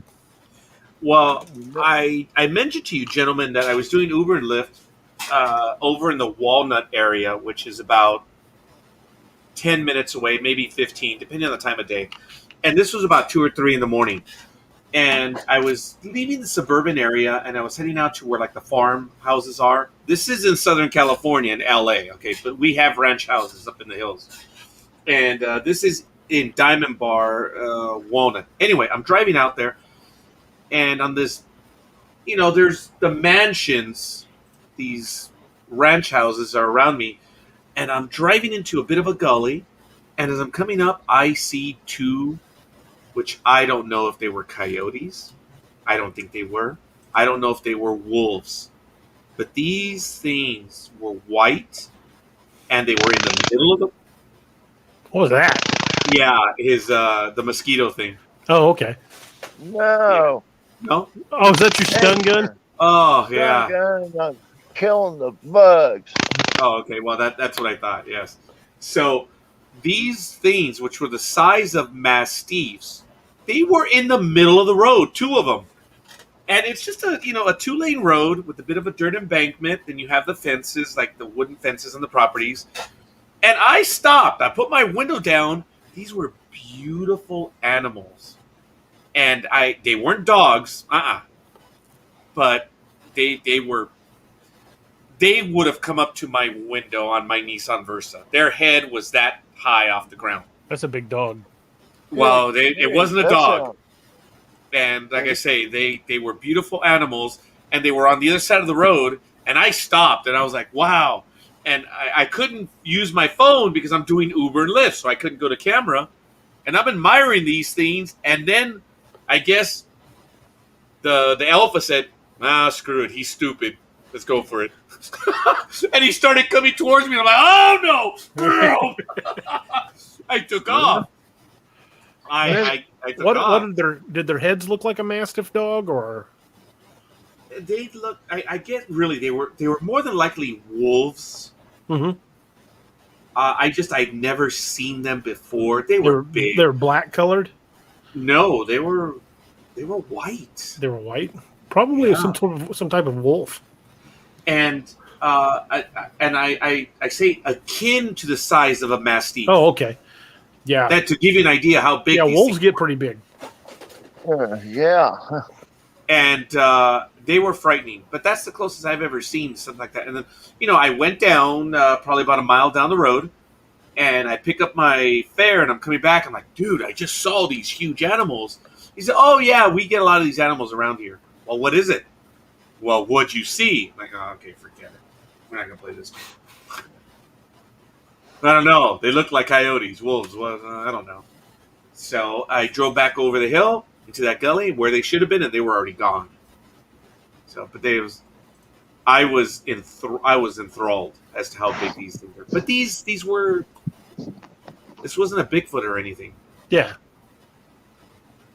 I think that's the closest I've ever come to a big animal that probably looked at me and said, the idiot's still there. Let's eat him. Yeah, I mean, if the guy's still there staring at us, let's go for it. Because they did. They didn't run. They didn't accelerate. They just started to walk towards me. Like, oh, hell no.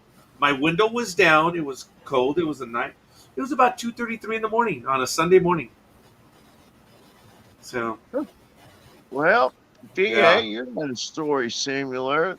You thought you scared him off, and you guys were walking back, and the guy was videotaping you, and they seen something pulling around the tree on you Mhm. behind you. Yeah, Nick Valente from the North American Dogman Project believes it was a Type 3 Dogman, and so if we get Dogman experts saying it was a Dogman, I'll take his word for it. It was pretty terrifying. We didn't see it at the time. We saw it on the video later when we had the video analyzed. But And Dream, yeah, he's was the one the that one- spotted it. from the moment he saw the video. Mr. Eagle Eyes. Oh, Kat Dahman just gave us a like. Thank you, Hey, Kat. Kat. Kat, you want to jump in and tell us about what's been going on around your house? I know last time you were on the show, you had some odd things going on. If you've got anything new, we'd love to have you join us.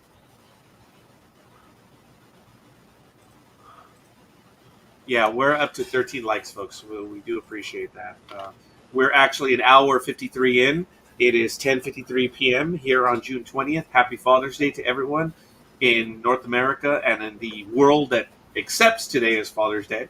I know in other countries it's on another day, so not trying Well, to be hell, it ain't stupid. gonna be Father's Day anymore. Biden's want to changing these name as the carrier mother and stuff like this. It's just getting silly. Yeah, I heard something about that. That's crazy. Yeah. It'll never happen, but Oh. Yeah. enough politics. My blood pressure will get up. Yeah, we try to avoid politics on the air if at all possible. We're always Wow. bound to piss somebody off, no matter what side you're on. Yeah. So Kat's going to be joining us in about a Mm-hmm. second, which will be good. Yeah, she's had some issues with something was prowling around her house. She lives down near Falk, Arkansas, just a stone's throw. She lives in Texas, but it's just right down the road from Falk, Arkansas. Huh. Well, So- there is a group of Klansmen down there, and then the main ones in Arkansas, Mm-hmm. but they do have 2 or 3 different sides. The Don't ask me. Don't yeah, ask we were me talking how about I know.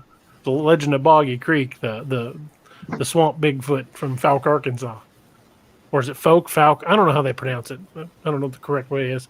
I know they got all kinds of weird pronunciations in Oklahoma, and Arkansas is probably the same way. Miami. Dude, Mi- it's Miami. Yeah. It's Look how it's Miami. spelled. Everyone laughs when I say in English, Miami, Spanish, Miami, Latin, it's Miami. In Klingon, it's Miami. Good grief. If they're going to learn our language, learn it right. Well, they're from Oklahoma, so it's kind of its own language. And how do you pronounce it, DA? We know it as Miami. Yeah, it's Miami, but they call it Miami for some reason. Miami. Okay. Yeah, they call it Miami. But then you've got the same crowd of people that say Missouri, and there's no AH on the end of Missouri. Oh, that drives me nuts when people Same say here. Zara. Yes. Oh, well. Yeah. Nothing Now- I can do about it. You say that's in northern Missouri, right? That's more of a northern Missouri, northern and central Missouri. You don't They hear it say so much down Missouri? here. Yeah. Yeah. Up there where all this crap started was that Mike. And if they would have covered him up, that'd been okay, but they just left him out there for everybody to see, and I think that's what started everything. But again, no politics. Yeah, you're right. Uh, I guess Kat's going to be joining us in a few moments. Mhm. Once again, we're up to 13 likes. We want to thank Nice. everyone. We just decided to do this at the last second, and we're enjoying it. It is a Father's Day special, I guess. Can't say Father's Days. That's wrong. Yeah, it's over here. Yeah, what's that? Father's What's Day. it? It's almost 1 a.m. now. Oh, yeah, sorry. It still is over here. So it's all good. Let me see. Is the special still on the website? That's what I know- I'm checking right now. I know for me it is, but I already purchased the book, so. well, fellas, I'll get It's still off saying here. read for free on mine. Okay, cool, good. I'm sorry, Sean. I'll let you guys get off here.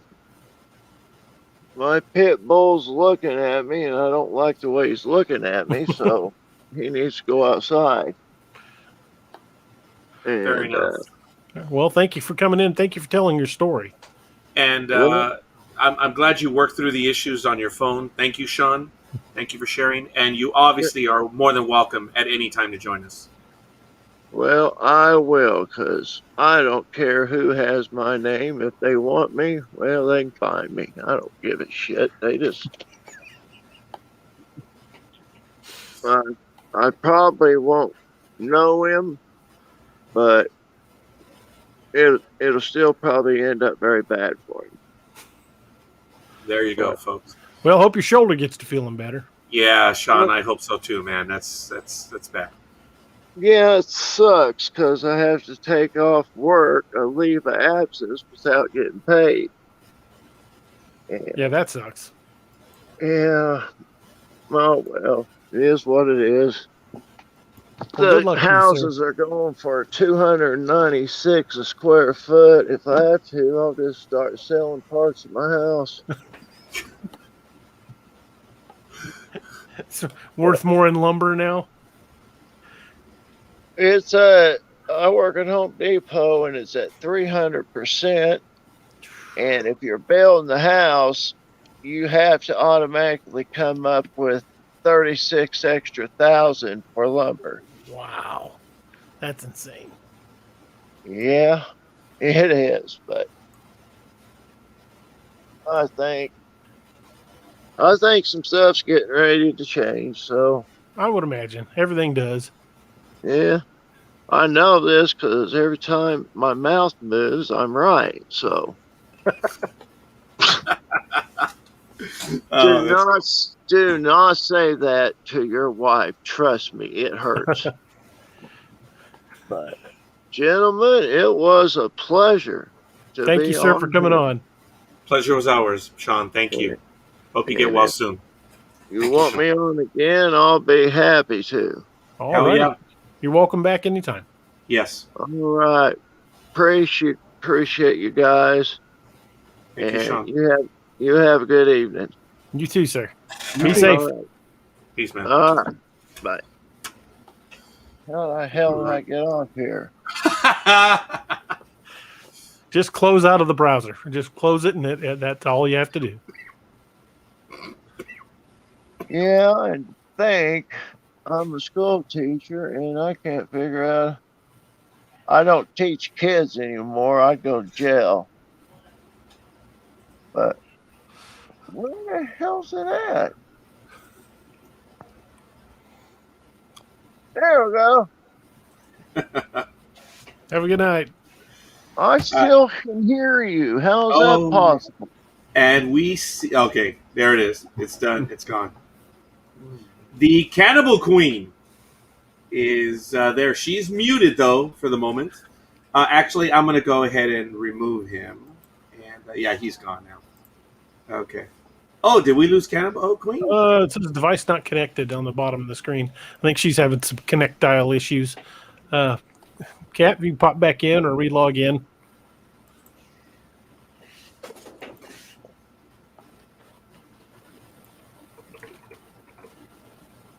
I just sent her a message.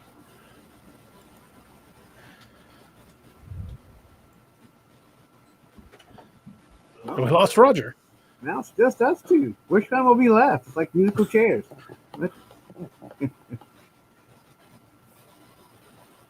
There he is. Oh, now we're back. I guess we're having issues. Now we're yeah.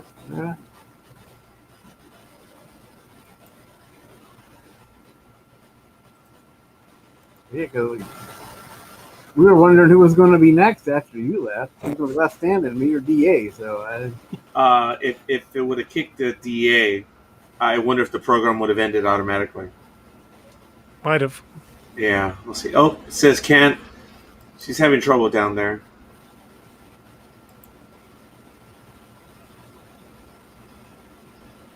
Well, anyway, hopefully she'll be able to get it. She was in for a moment, so we'll see. It says they need to connect their mic cam before you can add them to the stream. So if she's able to hear us or see us, which I don't think so. You never know. But, all right. I'm going to be adding your other books, DA, even though I have the original, the pre-George Lucas correction. I always tell him that, Richard. It's, you had the story done, and then he had to go finagle with it. Just like George Lucas, so that's why I call it the George Lucas fix. Hey, but Han shot first. That bastard always shot first. Oh, yeah.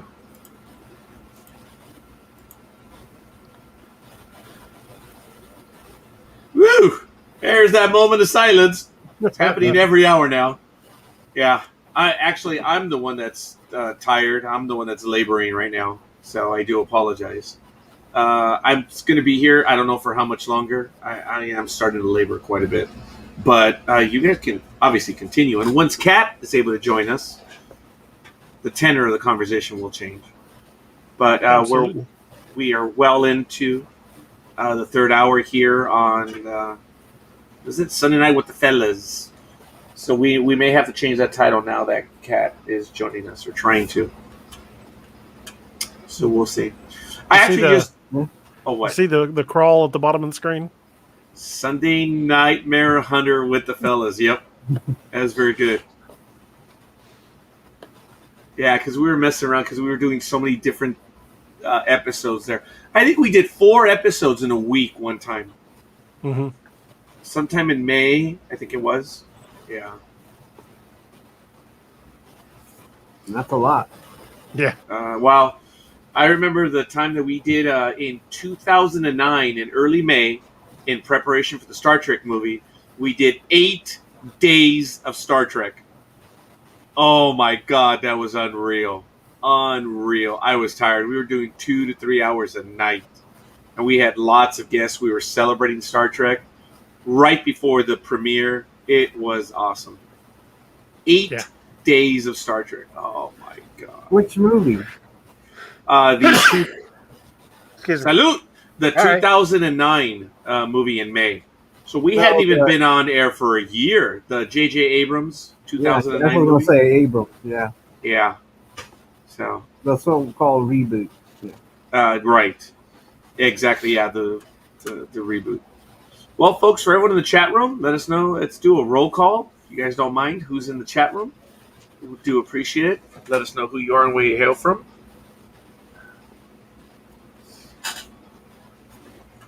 There we got her. Hey, Kat.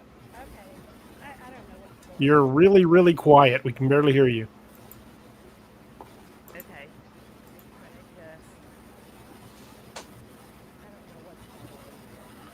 Yeah, barely hear you. And I'm deaf.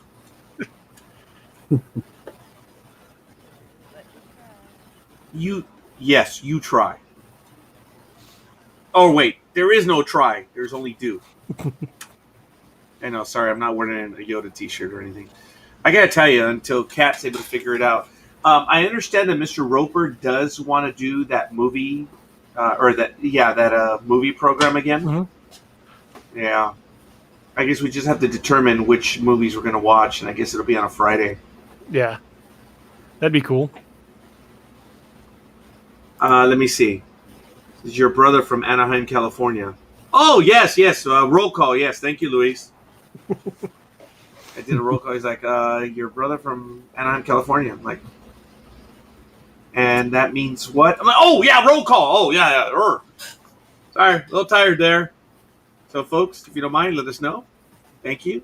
We have 2 on the DA Roberts page. We have someone on Twitch. And actually, I think my entire network has disappeared. They're all on the DA Roberts pages right now, except for the Twitch. Kat, you had any success getting your mic there? Oh, can y'all hear me? Quite a Little bit bit better better. now. Yeah. Yes. Okay. There we go. Okay. I just didn't have Oh, awesome.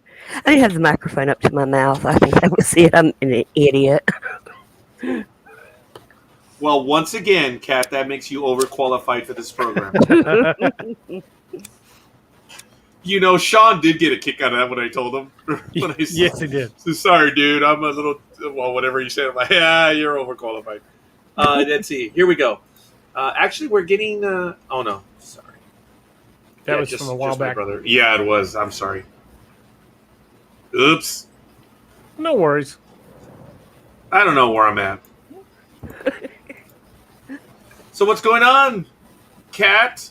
I'm sorry, Cannibal Queen. Cannibal Queen. Oh, I don't know what's going on. We've been doing stuff around the house, pulling out shrubbery and replanting, and it's been crazy. Any activity based on what you mentioned last time? Yeah, any more creepers around the house? Well, y'all have made me paranoid now. So I'm just always like really and I'm sitting outside right now just in case anything happens because I wanted y'all to hear it if it did. But I think it was like 2 nights ago, and I was outside and everything, and we have a creek that runs, I guess about 25 feet from our back fence, something like that. And so we have, frogs that make noise, and there's, little critters. We have raccoons and all that kind of stuff. And and we have a mockingbird. And so everything went like totally quiet. And I just noticed it because it was just silent. And I thought, okay, no, the guys have just made me paranoid. There is nothing creepy out there. Stop. And then I swear, this is when it got really creepy. It was like 3 or 4 minutes later, I heard the coyotes crying. And I mean, as like a dog will in pain, that, that screaming that they make. And I heard at least one coyote making all that noise. And I thought, oh God, did something hurt one of them? But again, I may be paranoid. Well, maybe not, though. I don't know, but one of the neighborhood cats, Willie, I have not seen. And our our raccoons, I've only seen one. You may have a predator in the area. I don't know. I think y'all made me so paranoid now. I just kind of. Well, you're the one that had something actually, slap your garage door while you're in the garage. Oh, That's not something raccoons generally do. no. They come in the backyard and eat the bird seed. Or rattle your trash can. Oh, man. I don't know. When things go silent in the woods, that's creepy. Yeah, that's never a good time. Uh-uh. I've experienced that a couple of times, and it was always those moments when you go, "Hey, would you look at the time? Yeah. I need Because to be somewhere else right now." I listen to the frogs because I swear they do the Budweiser, croaking. And they weren't talking about beer. So I was thinking, okay, something's weird. So I don't know. I don't know where the raccoons are, and I don't know where the cat is. So Well, if they don't show back up, then there's probably a good sign a predator probably got them. Ugh. But you're outside right now on your patio Uh-huh. or your deck. Yep. Jeez. Just in case. And I'm the one that's hearing things over here because the neighborhood, they're going. I hear it as movement, but I know that they're firing off the fireworks. So it's annoying me to no end. Fireworks. Oh Wow. yes, it's Los Angeles. They're stupid. They've been setting off fireworks for over a month now. In an area where there's almost always a drought. Yeah. That's not smart. Yeah, okay. Forgive me one moment, Kat. Hey, DA, where does the zombie apocalypse begin? California. All right. 90% of the weirdness in the world starts in Actually- California. Actually, it was Los Angeles, as I believe you stated. It Mhm. began in Los Angeles. So a lot of people don't know this, but after I interviewed DA in 2012, and I read the book that said it was Los Angeles, we took the moniker very quietly on Sports Talk with the Guys because we consider ourselves so superior to everyone else that we say we kill brain cells. So we're like, hey, if we kill brain cells, we might be the purveyors of the zombie apocalypse. So when DA said that it began in LA, we very quietly said, that's because of us. We started it. DA's like, Yeah, it was misnamed. It wasn't. It wasn't really Ragnarok. Loki had nothing to do with it. It was Roger and the guys on Sports Talk. that's funny. It's actually maybe just Sports Talk with the Guys. We're the idiots. So we're the ones responsible. Because it is. If you check our program setup, it always says that we're the purveyors of the zombie apocalypse. And of course, no one knows what I mean. Well, you guys know what I mean, but Yeah. most people don't know what purveyor means. It's so funny. I do that on purpose. Kat, you want to tell us about the Someone that project you goes got going? hunting for gold in the hills, a purveyor, Yeah, or is that surveyor? a little of both. Not Prospector. good. I'm sorry, that's a bad joke. Never mind. No, that worked. It's all good. You were gonna say, Kat? I don't know. What was I going to say? What was I Something that DA asked. Oh, I asked. So what projects do you have going right now? Oh, I just purchased your book. I did yeah. right now. The Which one? Lindbergh? Yep, here it is, and you can see it. It is controversial. There it is. See it? I Oh. just purchased it right now on June 20th. I like that cover. Thank you. I asked your opinion on it, and yeah, I like it too. It is highly controversial, but I think the logic will hold up even with y'all's brilliance. I mean, I hope it does. Roger, you're muted. We can't hear you. You mistake us for someone else. No, I know. Definitely. No, y'all only appreciate intelligent writing, and I know that. It's something that y'all expect, and so I think it'll hold up to the scrutiny. I think. Well, just very quickly, you did commit to joining us, but we got to read it, so I'm going to have to try to get this book in, and we'd like to talk to you about it. But it's called Sins of the Father, the Lindbergh Case. Don't hint that Richard Hauptmann was executed as an innocent man. Don't dare to think that Charles Lindbergh had clean hands when it came to the kidnapping and murder of his son.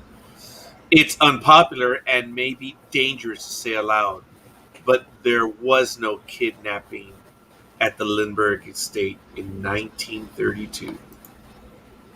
No kidnapping. Instead of the story of the American hero and the trial, those parts are summarized, and the emphasis is on the actual evidence and the investigation. Hauptmann was innocent. There was no kidnapping, and the true killer is named. Yep.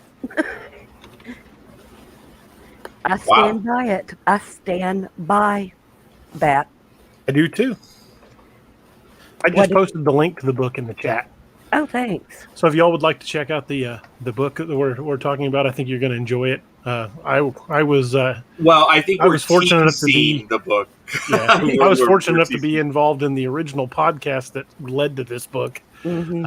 and it was a rabbit hole. Once we started digging, it was like it wasn't even digging in densely packed soil. It's like very loosely packed soil. Like, oh, this is just easy to find. Why didn't anybody else notice this? Exactly. I mean, I found all kinds of interesting things. Oh yeah, and the evidence. I mean, my God, it was so easy to rip apart. It was unreal. the case they had against the man they put away for it was thinly circumstantial at best. Yeah. Any good defense attorney would have gotten that thrown out. Yeah, but his defense attorney was a drunk. His defense attorney was just there for show. Yeah. I mean, it. They had to have a guilty verdict, or the controversy would have been huge. Yeah, this book. I mean, it went fast and it was interesting. So, yeah. Hey, Kat, if you'll send me the link for the magazine, I'll post that as well. Or is that on the JEA website? I don't have a link for the magazine. I mean, what do you mean? Okay. I mean, Where people can buy it. Yeah, J.Ellington Ashton Press has a magazine or a catalog, whatever you want to call it. It's 26 pages long, and it has all of our book covers with summaries and everything, and those are going into the prison systems so that prisoners can order books. Oh, wow. It's kind of different, kind of controversial, but I mean, I'm looking at it from a business point of view. Yeah. I think it, could do really well for our authors, I mean, the prisoners want to read something. They have money. We have books. But it's different. Yeah. Well, it's an unreally unnoticed market. People underestimate just how many inmates there are currently incarcerated in the United States. And I can tell you, even working in a jail, good books were hard to come by, and they were highly sought after. From what I've heard so far, there's all but fights just to get copies of the magazines. I'm having to send more because everybody wants to. It's like they also want to read the descriptions, the synopsis, and they just want to look at all the pictures, and they're just fascinated with it. That's awesome. Yeah, so I'm hoping that's going to work. And in the chat, I posted the link for your book, the new book, the Lindbergh book, and I also posted a link for JellingtonAshton.com and CatD.com. So, folks, definitely check those out. Going to find some interesting books. Thanks. The one I'm working on right now, at the end, I go through, how I've investigated the case. It's really funny because I'm like, okay, shut up, Roberts. and then I say something else. I go, shut up, Roberts. And it's why? Because I keep telling you, follow the money. I know. It's like, okay, we followed the money. We followed the paper. Blah, blah. Shut up, Roberts. We're doing it. So it's like I had this conversation. I might have egged her on a little bit. Just a little. Yeah. I mean, y'all might want to talk about this book when I get it through because it is something. Oh, definitely. Whenever you release, come on the show and tell us about the release. You are completely welcome anytime. Just shoot me a message and say, "Hey, book's coming out this day. When can we do a show?" And you are 100% welcome anytime. Oh, great. Yeah. Um, I think it'd be interesting because it's a man who tried to kill his wife and 4 kids and failed and then killed himself. And I think I sent you some pictures, DA, for the crime scene. Or I don't remember if I did, I think. Anyway, Yeah, wait, yeah, you did. yeah, when I was making sure it really was a suicide and, there wasn't a murder or anything involved. But it's another one I've been in the rabbit hole. And it's a book that people will read and they'll call me an absolute liar and say that none of it happened. But it did. It's amazing how you can present a solid case and facts and all the paperwork to back it up, and people will still go, "I don't believe you." Yeah. Well, everybody thought it was so horrible that this guy died. Of course, his widow and everything was glad he died because he nearly killed her. And they talk about what a wonderful guy that he was. And I keep going, wait a minute. Does anybody remember there was a felony warrant? Because it was for impeded breathing. I said, does everybody forget that there was a warrant for his arrest? Okay. Well, everybody's memory is only as long as the evening news, pretty much. Yeah. If at Is all. that, yeah. Yeah. And, people, especially when it's a suicide, then they want to blame somebody instead of, I mean, Well, that's a truism in pretty much anything. It's far easier to look for someone to blame than a solution.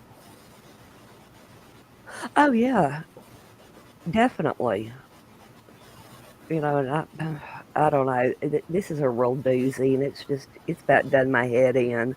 Because some of it I can't even believe. Well, okay, the one thing I had a problem with was that within maybe half a dozen years, this guy blew 1,600,000 at $620,000 that I can In a year? prove in about 6 years. Wow. That's a lot of money. I could go through that in 5 days. Okay, yeah, but are you going to buy a T-Rex and let your drug dealer drive it and crash it? I mean, Well, I'd have to find both of them first, yeah. and then maybe. Um, I mean, I don't know. Losing $295,000 gambling blows my mind. That does. But there, that's actually. Oh, that happened in Las Vegas alone. That could Oh, happen once a week at each casino. oh Easy. yeah, yeah. Oh No, yeah. yeah. He did that in Louisiana, and I think it was 120,000 in Vegas. I mean, that's a lot of money. The only reason why they do it is because they can. Yeah, that was it. He could, and it was an addiction, just like the hookers and the cocaine, and you know, Yeah. it happens. Yeah. You know, and everybody's like, "Oh, well, he had Parkinson's and blah blah." No, no, no, no. I'm sorry, Parkinson's didn't make him snort coke. Back up. No, it did not. It's not like you go, "Oh, Parkinson's." Okay, get a line going here. I need to sniff. It's So he's an amateur pharmacist. He's trying to self medicate. yeah, but come on. I mean, yeah, I'm a mean writer anyway. I say mean things about people I write about. No, not you. Yes, I do. So what's the title of this book that you're working on now? Code K. You want to tell us a little bit about it? Okay. Other than what we've already been talking about. I mean, tell us what the basic idea for the plot is. Well, you're a cop. Did y'all have Code Ks? It's not one I'm familiar with. It just means somebody has been killed. He said J4. They called it a Code K, and so I kind of like that, and that's what I went with. This guy got married, and he was addicted to gambling, prostitutes, drugs, alcohol, sports. Sounds like me. I mean, awful stuff. And he It's just a given Tuesday for Richard. Yeah, it is. Must be Tuesday. Yeah, he was arrested several times for domestic violence, and the courts, he filed against his wife and to get the house, for her to pay child support, for her to pay all the bills, everything. And she'd been a homemaker because he made her, he wouldn't let her work, and he expected her to pay all of this. And one day he came in and he said, we're going to be in the Louisville News. It's going to say, man kills wife and kids, murder, suicide, and proceeded to try to choke her to death. And the oldest daughter jumped on him and scratched him, and they got out and called the police, and he ran all the way to Missouri, in fact. And then he sneaked back, and his business partners hit him, and then he committed suicide, and they found him 4 days later. Woo! It was a bad one, too. Yeah, no kidding. Whew. But, yeah, I mean, this guy had more personalities than I've ever seen. I mean, he was awful. Sounds like it's going to be an interesting book. You love these true crime stories. I do, and you know what? That's another shut up, Roberts, that I do. Because I just see that I'm going to keep doing this, because I think I'm going to write one about prisoners who were convicted under age 21 before their brains develop, and how they got there. That's an interesting topic. You might get you another controversial book out of that one. So far, all the true crimes have been controversial.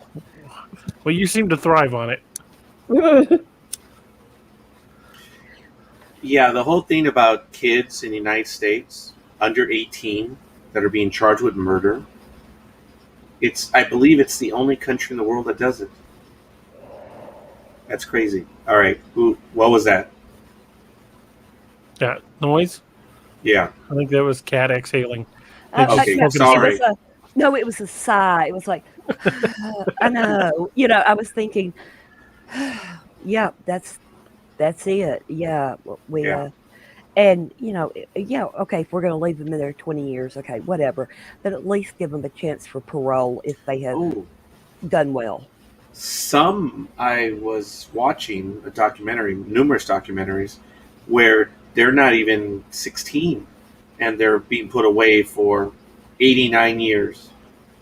Or, yeah, it's just unbelievable. They're not legal yet.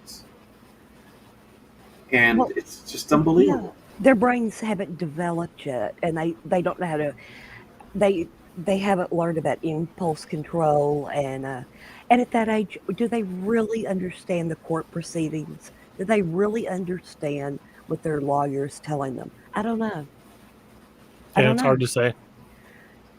But I want to present those kind of questions. I don't want to answer them. I just want to present them. Fair enough. You guys are going to have to forgive me. I'm the old one tonight. I'm actually going to have to bail. I'm not feeling it. DA, I'm going to turn it over to you, young man. Okay. if you want to continue, I do apologize. Kat, thank you. It's always a thrill having you on. I'm sorry I'm going to miss out right now. Well, It's thanks. just I don't want to get any more drama-esque, but yeah, I'm not feeling it. Well, get to feeling better. Tomorrow night we have Scott Baker joining us on the Nightmare Hunter. So get some rest. Get to feeling Looking better. forward to it. Kat, I'm going to be reading your book, so I'm looking forward to speaking to you within the next few weeks. Hopefully we Okay. can set something up. That'll be Definitely. fun. All right, guys, forgive me. No problem, Raj. We'll Get see some you rest. guys man. on the other side. All right, All right. guys. Good night. Talk to you tomorrow. Is he not feeling well? No, he's having some health issues. Oh no. Yeah, he's dealing with some what is it called? Diverticulitis. Yeah. That's stomach, isn't it? It's, and intestinal tract. Yeah. Yeah. Yeah, I understand that's very painful. Yeah, and he just got diagnosed with it, so he's still adjusting. Oh, poor thing. That's terrible. So hopefully he'll get to feeling better and be back to normal before too awful long. Yeah, I He need to. did. I'm sorry. Oh, I was, I was going to say if you did back-to-back shows tonight too, and that just you had to wear on Yeah. them too. I was surprised when he wanted to do it. I was like, if you feel up to it, I guess. yeah, DA, I'm going to have to get the signed copy over to you, and I have to get one to Naomi because you two are the ones that got me involved in the whole Lindbergh thing. I didn't know there was a controversy. I Oh. thought we were just talking about I it. don't think there was one until we stirred it up. Yeah, I mean, because we've talked about Richard Ramirez and we talked about Casey Anthony. When we've talked about a lot of cases, but it was like, okay, we knew and we understood them and we knew who did what, and then when we started talking about the Lindbergh case, it was like, well, hello, wait a minute. Every fact we looked up, we just led deeper down the rabbit hole. Yeah, I mean, it started getting weird, really weird. I was even, as a former law enforcement officer, I was looking. I go, how did they convict this guy with this? Yes. There's literally nothing tying him to it. I mean, it didn't take us but like a few minutes to say there's something wrong here. It didn't take but a light gust of wind for the whole case to fall apart. I mean, that's what got to me. And then when I started, I did the timeline, and when I started going by who had to do what and the time, I was like, I'm sorry, but it's impossible for anybody to have kidnapped the baby. It's physically impossible. It can't happen. I mean, not according to the timeline. And Yeah, very true. and I went by police reports and the FBI files because the witnesses were awful, awful witnesses. None of the stories matched. Well, the whole thing, the ladder, I mean, I discounted the ladder immediately. And so once you discount the ladder, then the whole story's, untrue. But there's no way that Hauptmann made that ladder and put it up there and grabbed the baby. Right, climbed in without disturbing any of the stuff on the windowsill, and there were so many holes in that story. It was Swiss cheese. Yep. And the more I learned about Lindbergh, the more I decided I hated the man. Yeah, he was not a pleasant fellow. But everybody, check that book out. You'll find some pretty interesting history in the reading there. History that we were not told. That he was considered a great American hero, but when you look into his past, he really wasn't. No, he wasn't. He was a Nazi sympathizer. Yes, he was. He was awarded the Iron Cross from Hitler. I mean, Is that right? That's true. He was. I didn't know that. And he refused to give it back when the government's like, "Hey, that's probably not a good idea." He's like, "Nope, I'm keeping it." yep. And he went over and watched the Olympics and sat with Hitler. Hmm.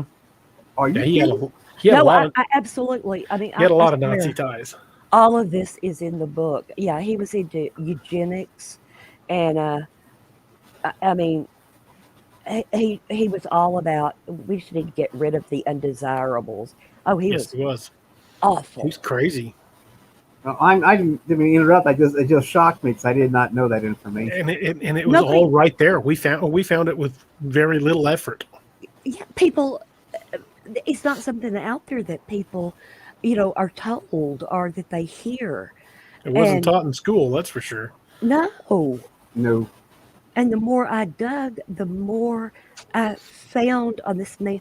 And he was they called it a practical joker.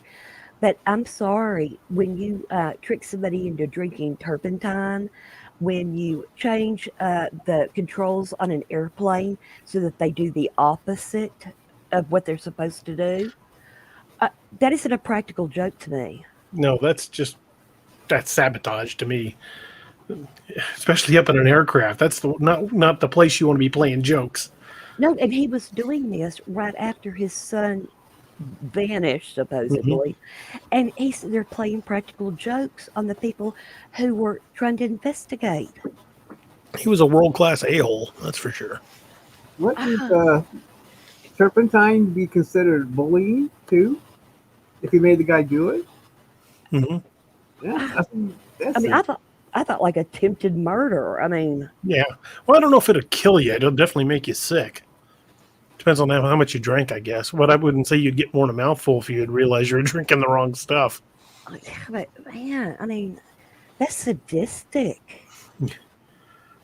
If he'd have done that to me and we'd have been up in an airplane, I'd have looked over at him and said, "Well, one of us is taking the quick route back to the ground, and it's probably going to be you. Yeah, Get out." Land? No, I didn't say anything about landing. Get out. yeah, that's he was a pretty evil man, and Mhm. I have it all documented. So Oh yeah, yeah. It's all verified and sources cited.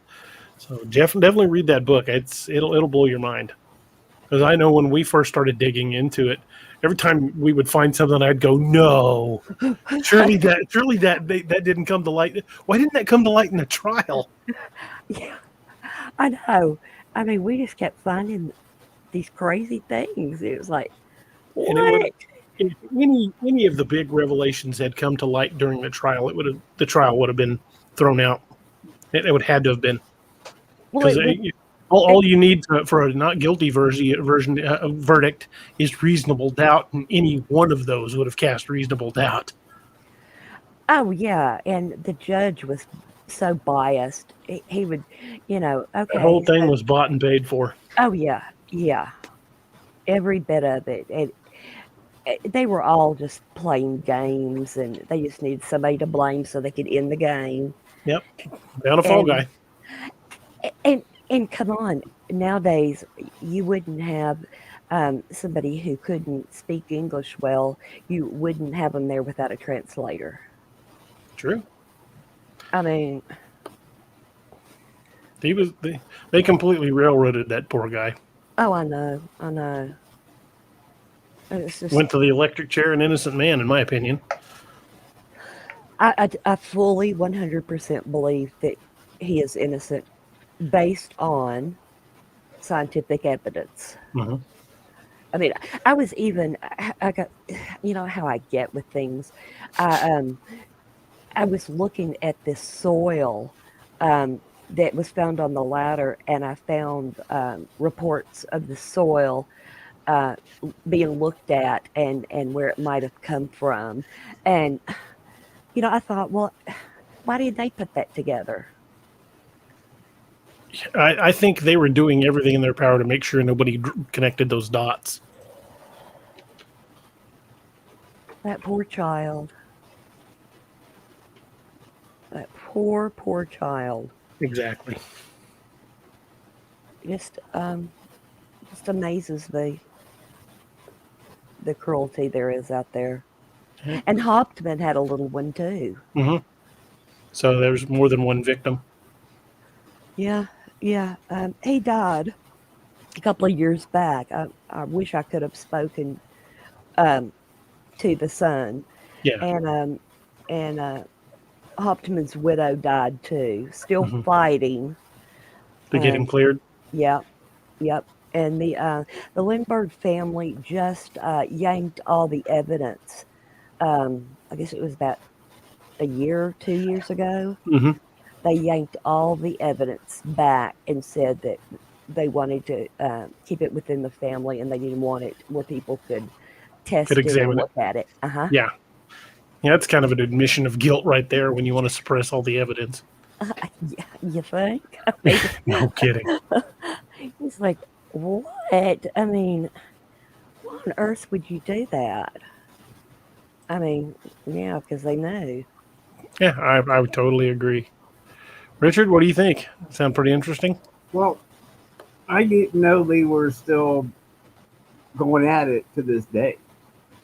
I mean, Uh-huh. that's surprising to learn that, that they were still going at it almost a century later. And Yeah. Yeah. I didn't know it. I mean, and I did watch a document, and they did talk about the ladder, but that was so long ago I can't exactly remember what they talked about. But I knew there was something with the ladder that he couldn't have done it because of this, that, and the other. But it's like I watched it like over a decade ago, and Yeah. my memory's fading, but that's all I remember.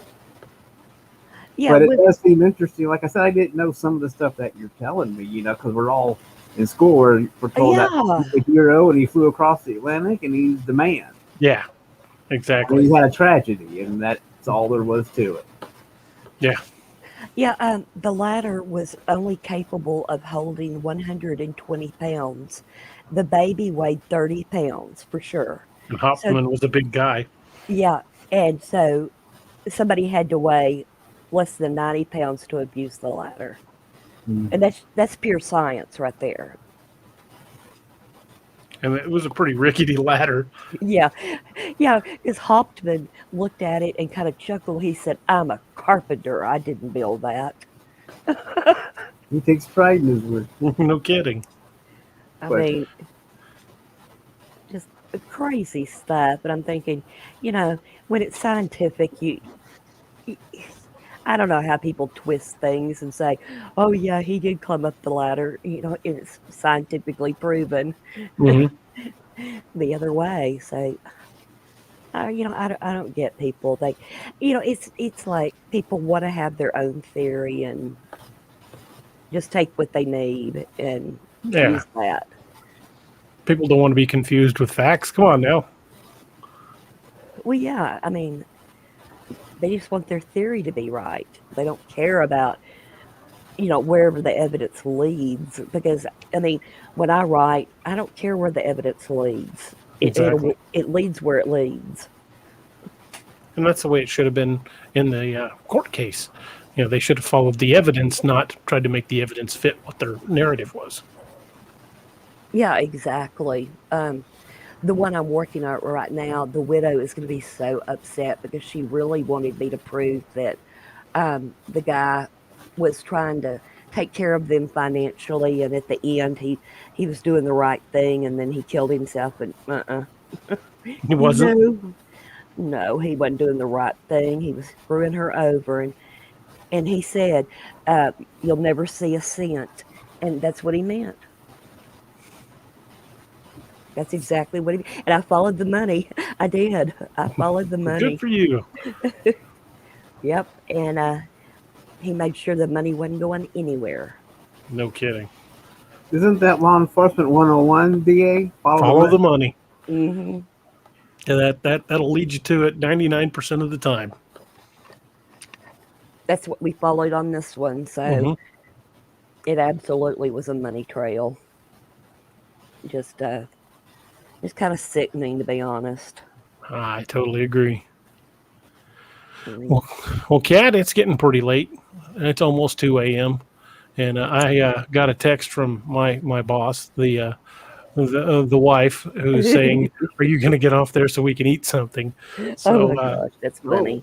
I don't want to get slapped around on the day after Father's Day, so I probably better wrap this up and keep her happy. Thank you for coming on. Thank you for talking about the books. Thank you, Roger, for hosting this impromptu gathering of spirits, so to speak. And thank you to Sean for coming on and telling your story. That was a really cool story. Appreciate you coming on, Richard. Thanks for joining us. And remind everybody that we have Nightmare Hunter tomorrow night with me and Roger, and our guest will be zombie author Scott Baker will be joining us in the studio, and it should be a really good show. So I hope you guys will join us tomorrow night, and then join us again the following Saturday, next Saturday, for DAX Machina, and I will have Stephen Kinney as my guest, which should be a really great show because he's from Scotland, and he writes zombie stories. And he might be a little hard to understand for us Americans, but he's a really great writer, a really nice guy, fun to talk to, and it should be an awesome show. So I hope you guys will join us then. And I want to thank you guys for joining us tonight, and I hope you guys have a wonderful evening. And for all the fathers out there, happy late Father's Day, and thank you guys for spending some time with us. And you guys have a great night. Kat, thank you for coming. Oh, I appreciate you listening to me ramble. Oh, no, we Well, enjoy thanks it. for the enlightenment on my side too. I found it very enlightening. So thank you. Well, check out the book if you get a chance. It's really solid. I appreciate you guys for coming in. Thank you for joining us, and again, have a great night. And Good night. Good night.